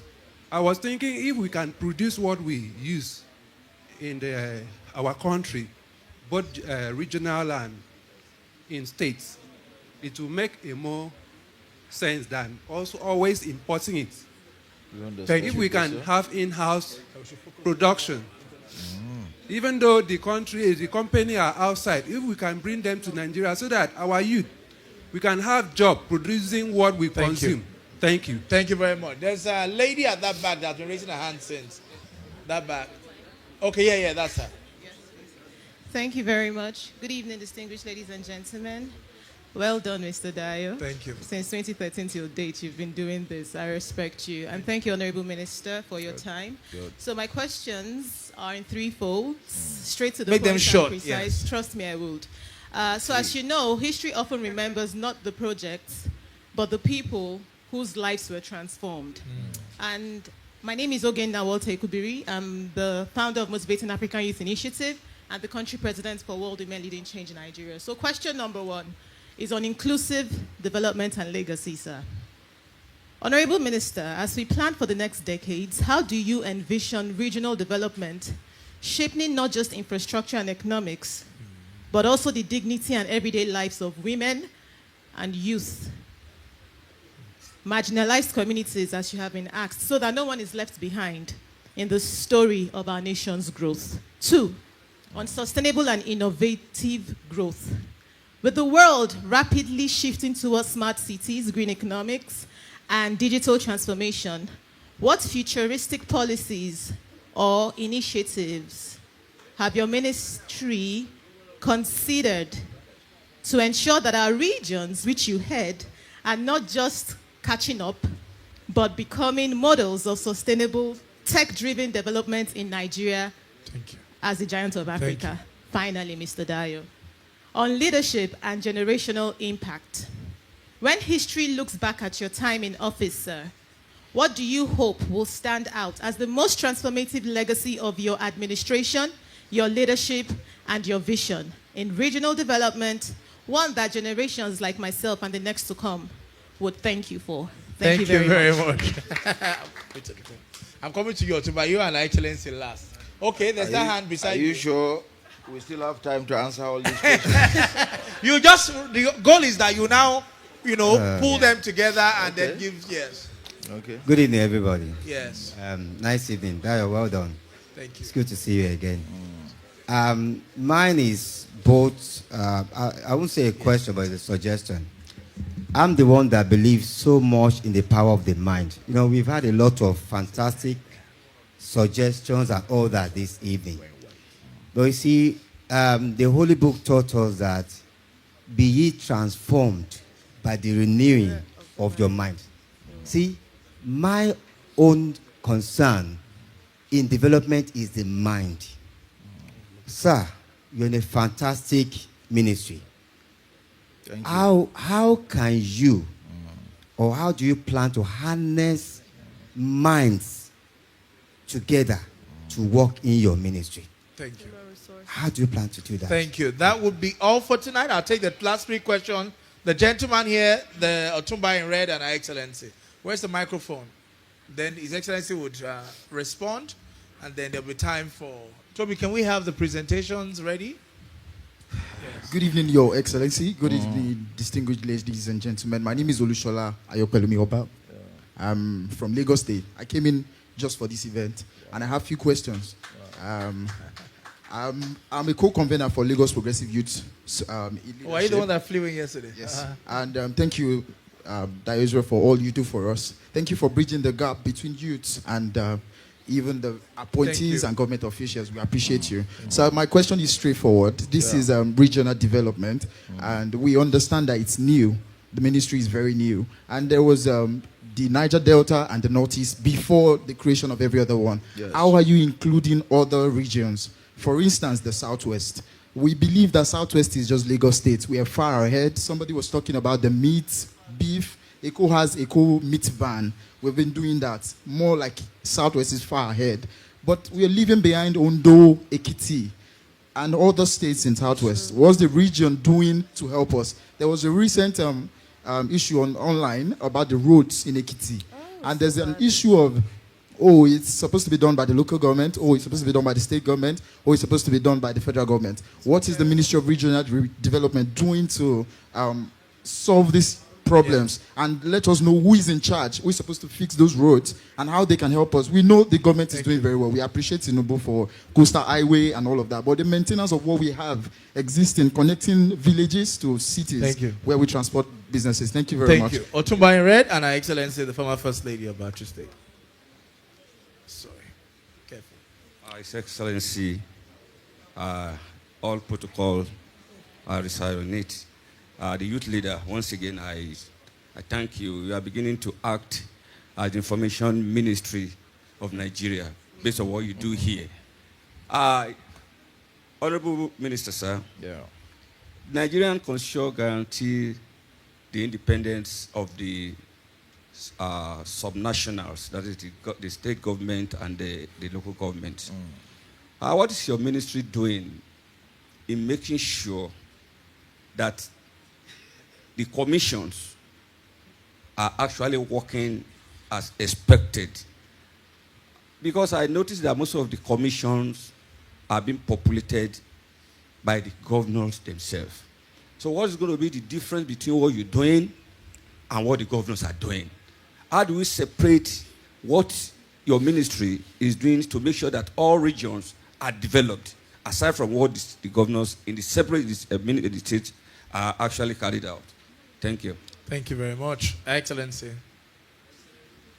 That will be all for tonight. Wow. I must say today it's a very beautiful day for Nigeria. Thank you. Because we have two square pegs in square holes. Good. Honorable Minister, you are doing very well. Thank you very much. My dear Dayo, Thank you very much. I want to say thank you, a big thank you to His Excellency, the President of the Federal Republic of Nigeria, for making you the National Youth Leader. This evening's conversation on policy has brought to bear a lot, and you have done a lot by answering so much. Thank you. Now, I want you to give a general insight on Nigeria being a diverse regional development. There's a need for for us to know what strategic steps your ministry is taking to ensure equitable infrastructure, economic opportunities, and sustainable growth across all regions, particularly in historically, I'm sorry to say, undeserved areas. Because there are some states that truly have no real, what we can say they can really benefit from. They need other states to grow. So can you please give us a general insight on that? Thank you very much. Honorable Minister, you have the floor. But thank you very much, Your Excellency. It's been a lot of questions, but you've answered them very well. Thank you very much. Like I said, I will start from the Namnai Bridge in Taraba. Unfortunately, we lost the bridge over a year ago from torrential rainfall. And I was there as a responsible citizen of Nigeria, and coincidentally coming from Taraba. The bridge is in Taraba. So naturally, I went there to see for myself the condition of the bridge, first as a Taraban, then secondly as a member of council representing Taraba State. So what I said there wasn't that we were going to build back the bridge in 1 week. And in any case, if for any reason I mistakenly said we were going to build the bridge back in a week, every sensible person should know that that is not practicable. We are human beings. We all make mistakes. It wasn't any mistake. What I did say was that we were going to get back to make sure that we got commitment from government in a week. So they took it out of context and said that I promised, and I don't want to use bad words here, but it's annoying for someone who should know, and a responsible person like that holding an office under oath to deliberately skew the conversation, take it out of context, just to draw flags. I never said we were going to build back the bridge in 1 week. I've explained that part. I did report, despite the fact that I am not the Minister of Works, but like I said, as a responsible government, everywhere you find issues like that, you take responsibility, and that was what I did. I reported back, and for those who have the knowledge, basic knowledge of government procurement processes, you don't just go start building a bridge 1 week after it's taken down. No, there are so many things. Environmental impact assessment, why did it even give way in the first place before getting into the financials? But to the glory of God, when it came raining in torrents. In 1 week, the president approved that the Federal Ministry of Works should immediately take charge and start the process to rebuild back the bridge. Unknowingly, because they are operating on different lanes, the Northeast Development Commission, as I speak, has contracted a firm to rebuild the bridge. Issued out the award letter, the contractor has already accepted, and they are ongoing with the remaining processes. And surprisingly, all those that were spewing negatives haven't come around to acknowledge the fact that now the government has awarded the contract for the rebuilding of the Naimnai Bridge. But we won't blame them. They bring politics into everything. We won't get distracted. Our task is to get the job done, and we are doing that. And not just Namnai Bridge, for your information. In one fell swoop, the Northeast Development Commission awarded 4 such contracts. Another one is the bridge. If you know Taraba very well, this one is in the central part of Taraba. It's captured as Mayokam Bridge, and some others refer to it as Pamanga Bridge. It also has been awarded. It's there in the public domain. I can supply the details to award letters without exposing the contractors to DIO for clarity and further dissemination. And of course, Bantaje Bridge, River Bantaje Bridge is a new one. It's not a collapsed one. This is a brand new bridge that has been awarded as well over River Bantaje, connecting those coming from the federal highway from Jalingo, which leads to Ukari.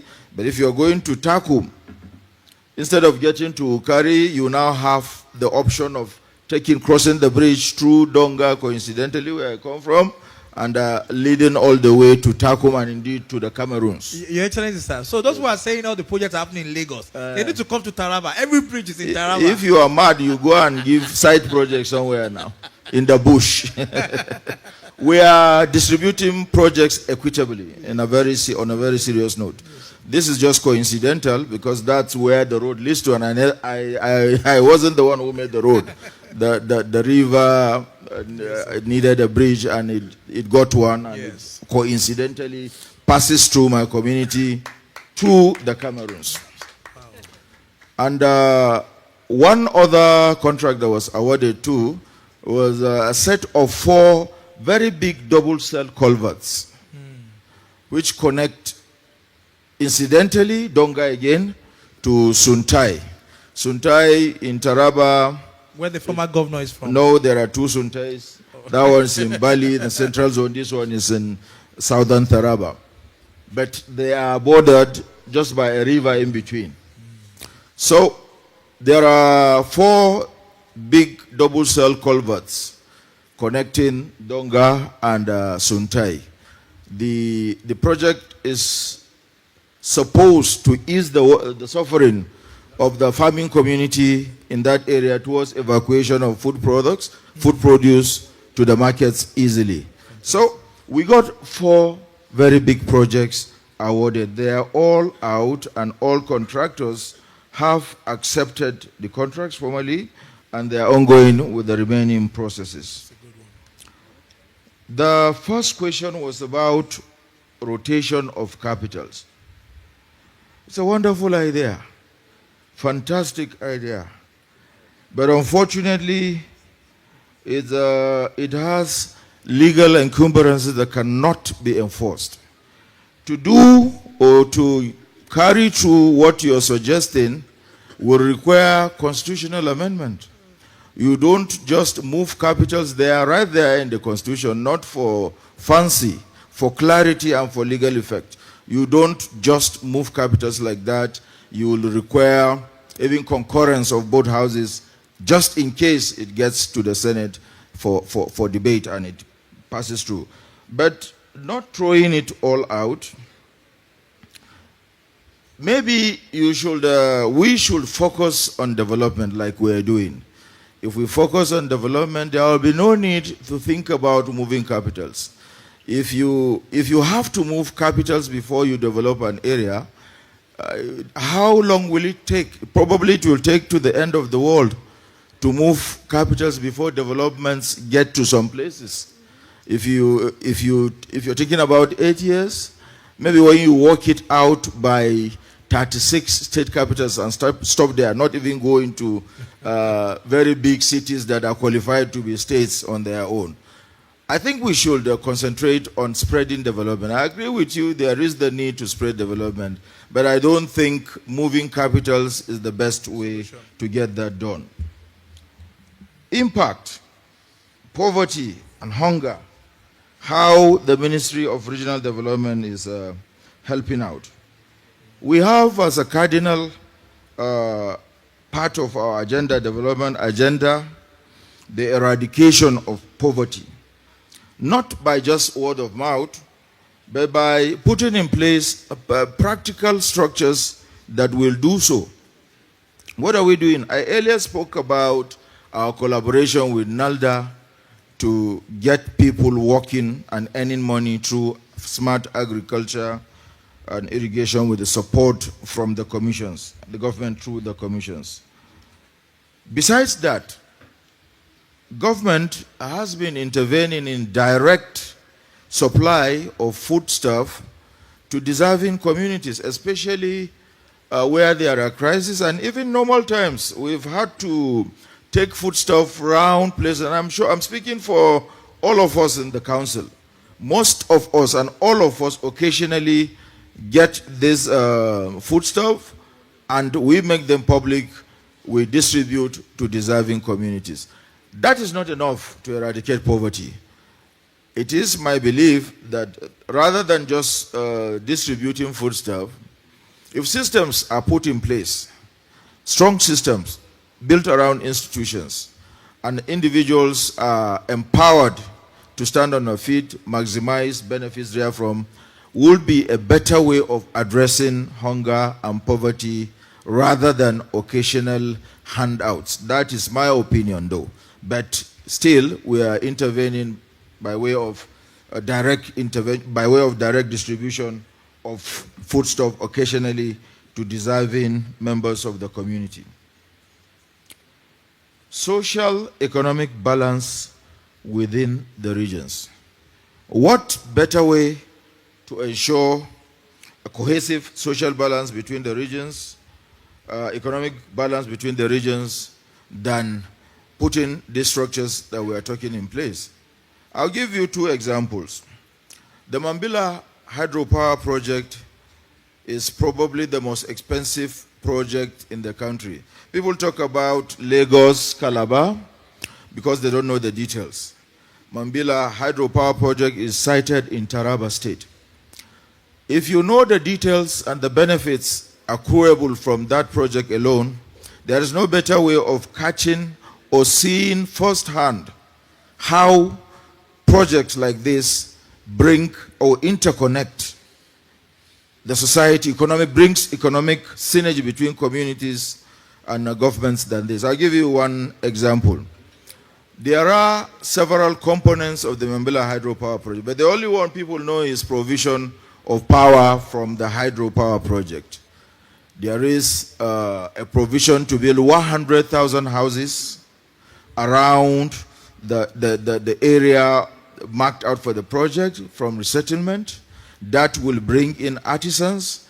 It will involve casual laborers, iron benders, and all sorts of professionals that will be gainfully engaged. That, incidentally, falls on the local content component, which is like, I think, 30% of the total sum, and it's quite a huge sum. There is also the development of aquaculture center around the base of the Mambila Plateau. That too will take off a substantial number of idle young persons who are engaged, who are inclined to doing something for themselves. The aquaculture will train people in farming, modern farming, and aqua businesses. It's all embedded in the contract. There is a provision too for the security component, because we need to get people to ensure that these critical assets are not just only put there, but they are secured. How do we get the security component done? That will involve community engagement. The best way to secure a place is to get the people who reside there, the original locals, engaged.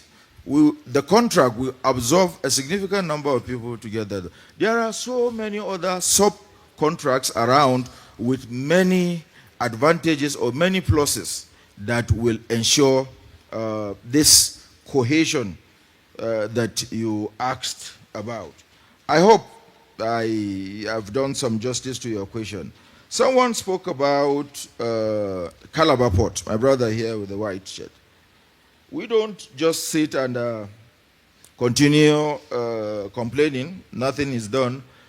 There is no problem going ahead with the rail project while we are still looking at finding solution to the depth of the Calabar port.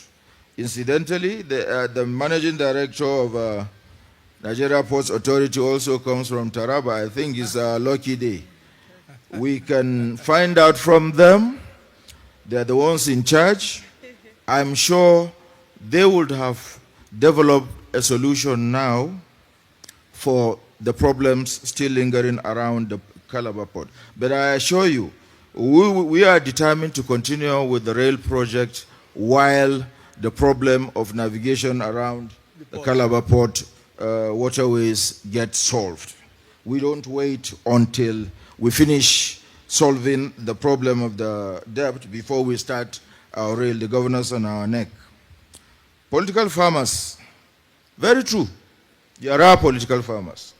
But like I said, as Asiwaju Bola Tinubu assembled an A-team of people constituted in this cabinet that are dealing with the problems.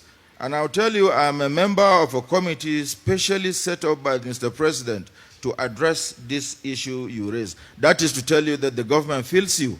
The government understands the problems and is properly positioned to solve them. I am a member amongst, I think, 13 or 14 members, other members of the committee. And as we speak, NIMSI, CBN, and the data collected from Anko Borrower Scheme have all been put together. Dio knows the DG of NIMSI very well. He can confirm that for you. We have now an updated database removing all ghost farmers, those political farmers you mentioned. The target is to make sure that the database is bereft of all those audio farmers. We want farmers, real farmers that we can see, so that we can track them, we can monitor them, we can get the results we need and we deserve from the intervention government is making. Problem solved. Network availability. My brother, the provision of a network is the responsibility of the service provider. The Minister of Communications, Bosun Tijani, will come around again and answer solutions. But even at that, I think it's basic information. We know that MTN and all other service providers are the ones in charge of making networks available. But nothing stops you as a community leader to mobilize people and approach them. If you have specific problems, we as a government are open to suggestions. You take them up to NCC through the Minister of Communication, and I'm sure there will be a help desk there to address your problem. Return to regionalism. Yes, but from those on the other side, those who migrated recently to the coalition of confusion. But seriously, it is not even possible, looking at it from the legal perspective. You cannot be talking about regionalism within a federal structure. It's anomalous. We are operating federalism under the 1979 Constitution as amended. So even for just word of mouth, if you want to be lousy with your mouth and you say Nigeria is moving towards regionalism, that's for you to go and defend. And it will get to a level that you will be required to make more details available. But sitting here as a responsible Nigerian and a stakeholder in this respect, I want to give you serious assurances that nothing is happening towards that direction. But of course, mischief makers, is the time for politics. We are moving towards 2027. People are hanging on to straws. They will want to hold on to anything to cause confusion or to throw some bad light. If the president had planned to move Nigeria to regionalism, he is a bold person. He takes responsibility. I stand to be corrected. No president has openly taken responsibility for his actions than Asiwaju Bola Ahmed Tinubu. Yes. And if he had regionalism as his project, I'm sure he would have been bold enough to come out and say so and put it back to Nigerians like the Democrat he is, naturally take it to the legislature to slug it out for those pro and against before Nigerians give their opinion on it. But I want to assure you that as a member of this council, there is nothing like that. There is nothing in the offing. There was nothing in the beginning, and there will be nothing like that. If Nigerians desire regionalism, that is for Nigerians. We all have representatives in the Senate and the House of Representatives. You can channel your issues to your representatives, but as a government, I want to assure you that our policies are targeted on delivering on this mandate, nothing about regionalism. You can take that to the bank. Minerals. Dr.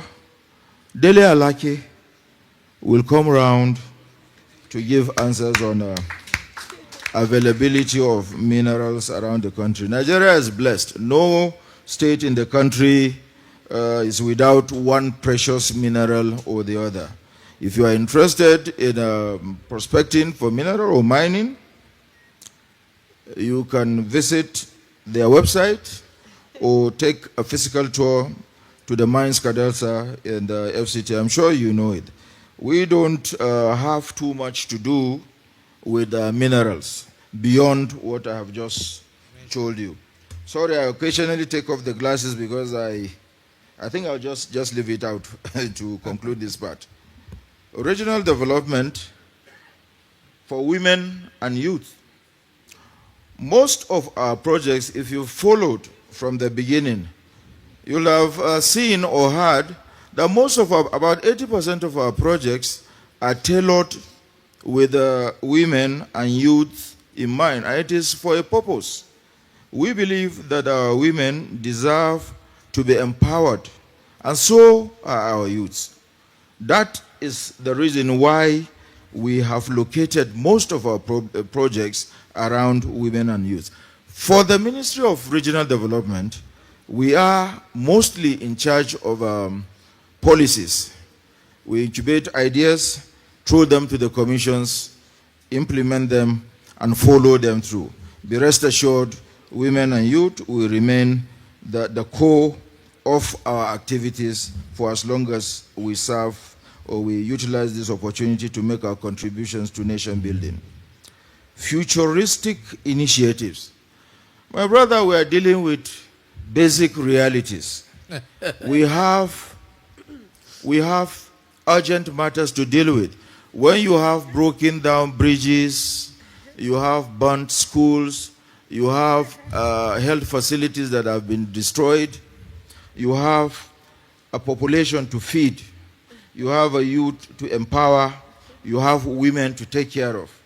We will keep the future for the future and deal with the basics for today. My legacy, what will I want to leave as a legacy for the Ministry of Regional Development? This is personal, but since it's a question asked, let me put it here that I want to first of all thank Mr. President, Asiwaju Bola Ahmed Tinubu, for giving me and Tarabans, because I represent Taraba, I'm not representing myself or my family, for giving Taraba this opportunity to be seen and be heard. As an individual, I want to say that I am grateful to Allah for coming this far. As for legacy, I am doing my part, that which I've been tasked to do. But as a human, we all have our frailties, we have our shortcomings, and I will beg that all of you who have been negatively impacted by my being Minister of State now for 2 years should forgive me. But seriously, I will want to be remembered for one person who was given an opportunity and he utilized it maximally. I'm not taking this for granted. Yes. This was one opportunity that has linked me up to wonderful Nigerians in council and out of council. By the way, I met Alhaji Mutiu Are, a prominent Nigerian politician, statesman, and a very respected and respectable party leader, a top-notch grade A party member of our party, the APC, on one of such sojourns. We went on a trip to China, an exercise of our responsibility, overseeing activities of our commissions. Incidentally, Alhaji Are happens to be a respected board member of the Northeast Development Commission. And I know how much I gained from my interaction with him in 16 days in China, straddling the cities, walking the walks, changing buses, and eating food we could not eat sometimes. This is one opportunity I don't take for granted. And I want to round up by saying that I hope this marks a vista of opportunity for people coming behind. We have many ably qualified people from Taraba. It is not often that people from the backwaters of Nigeria are given opportunities like this. I come from Donga, town by the river, and southern Taraba. And I want to use this opportunity to say boldly that we come in this mold. You find them in multitudes like this, as long as you look towards the right direction. But on a final note, Nigerians should watch out. There are so many more Tarabans like me coming up. Young men and women like you, we are mentoring, and we are sure that some positives will come from Taraba. At least we draw a curtain to the years of the locust where we don't see any good from Taraba. And to the glory of God, Nigeria, we keep moving.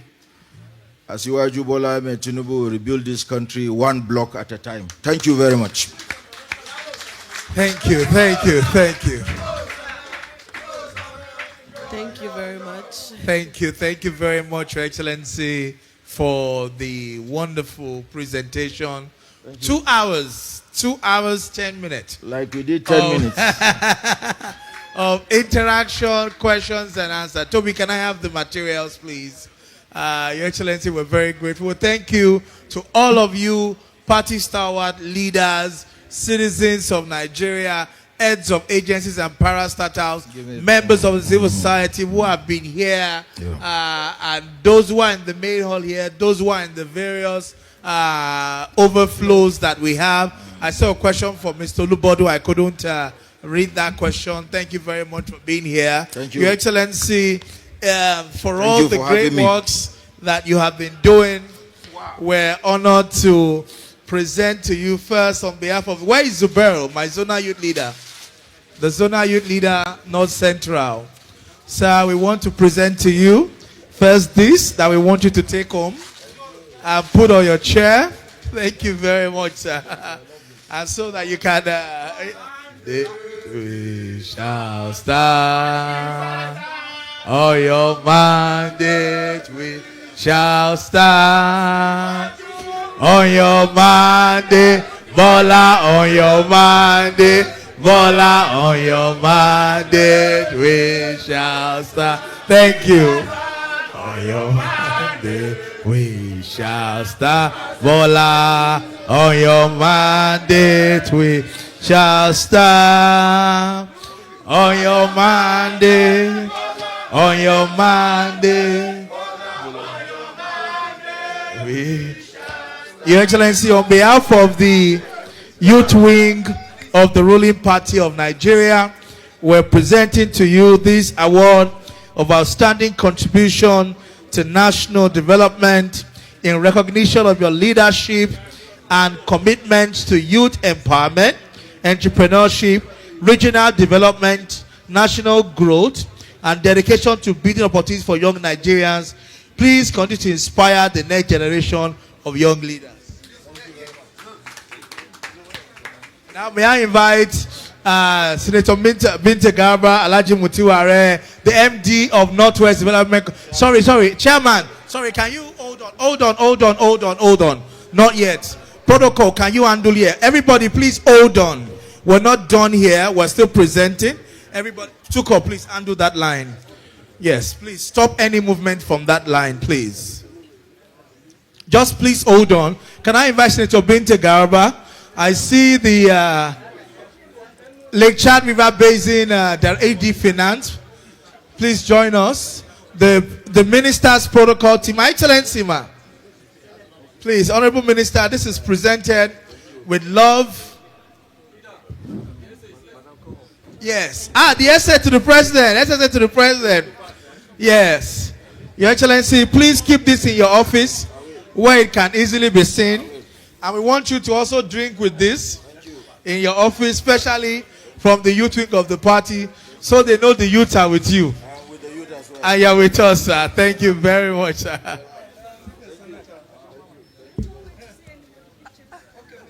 Excellency, please, Honorable.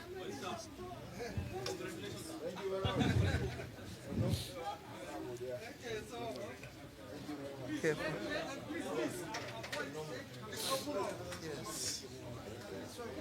Sorry, no,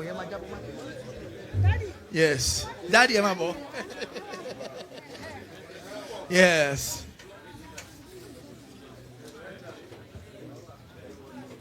Where is Dr. Josh? Where are you? Okay.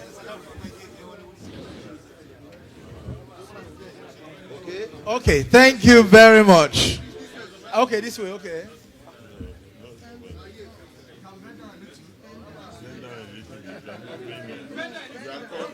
The youth, bend down, don't cover the handout.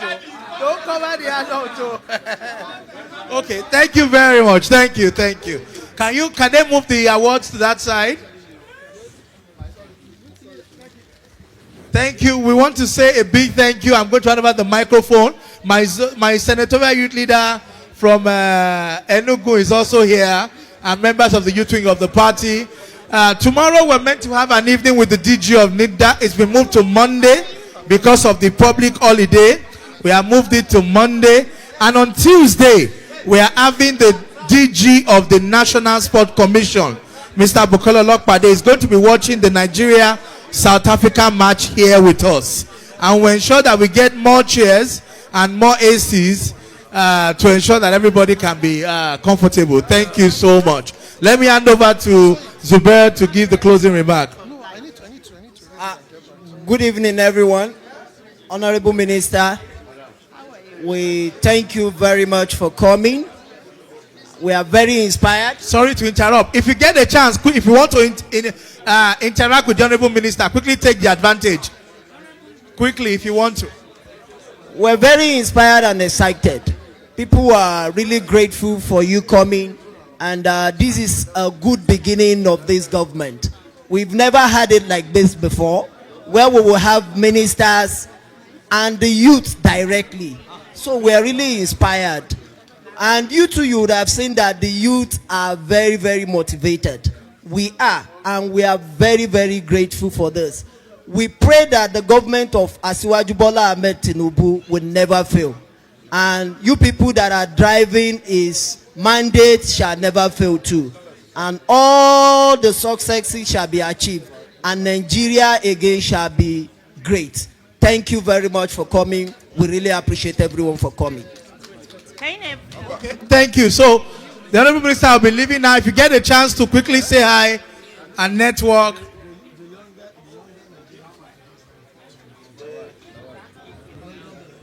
Very cool. As the minister is be clearing the road small as they are greeting him.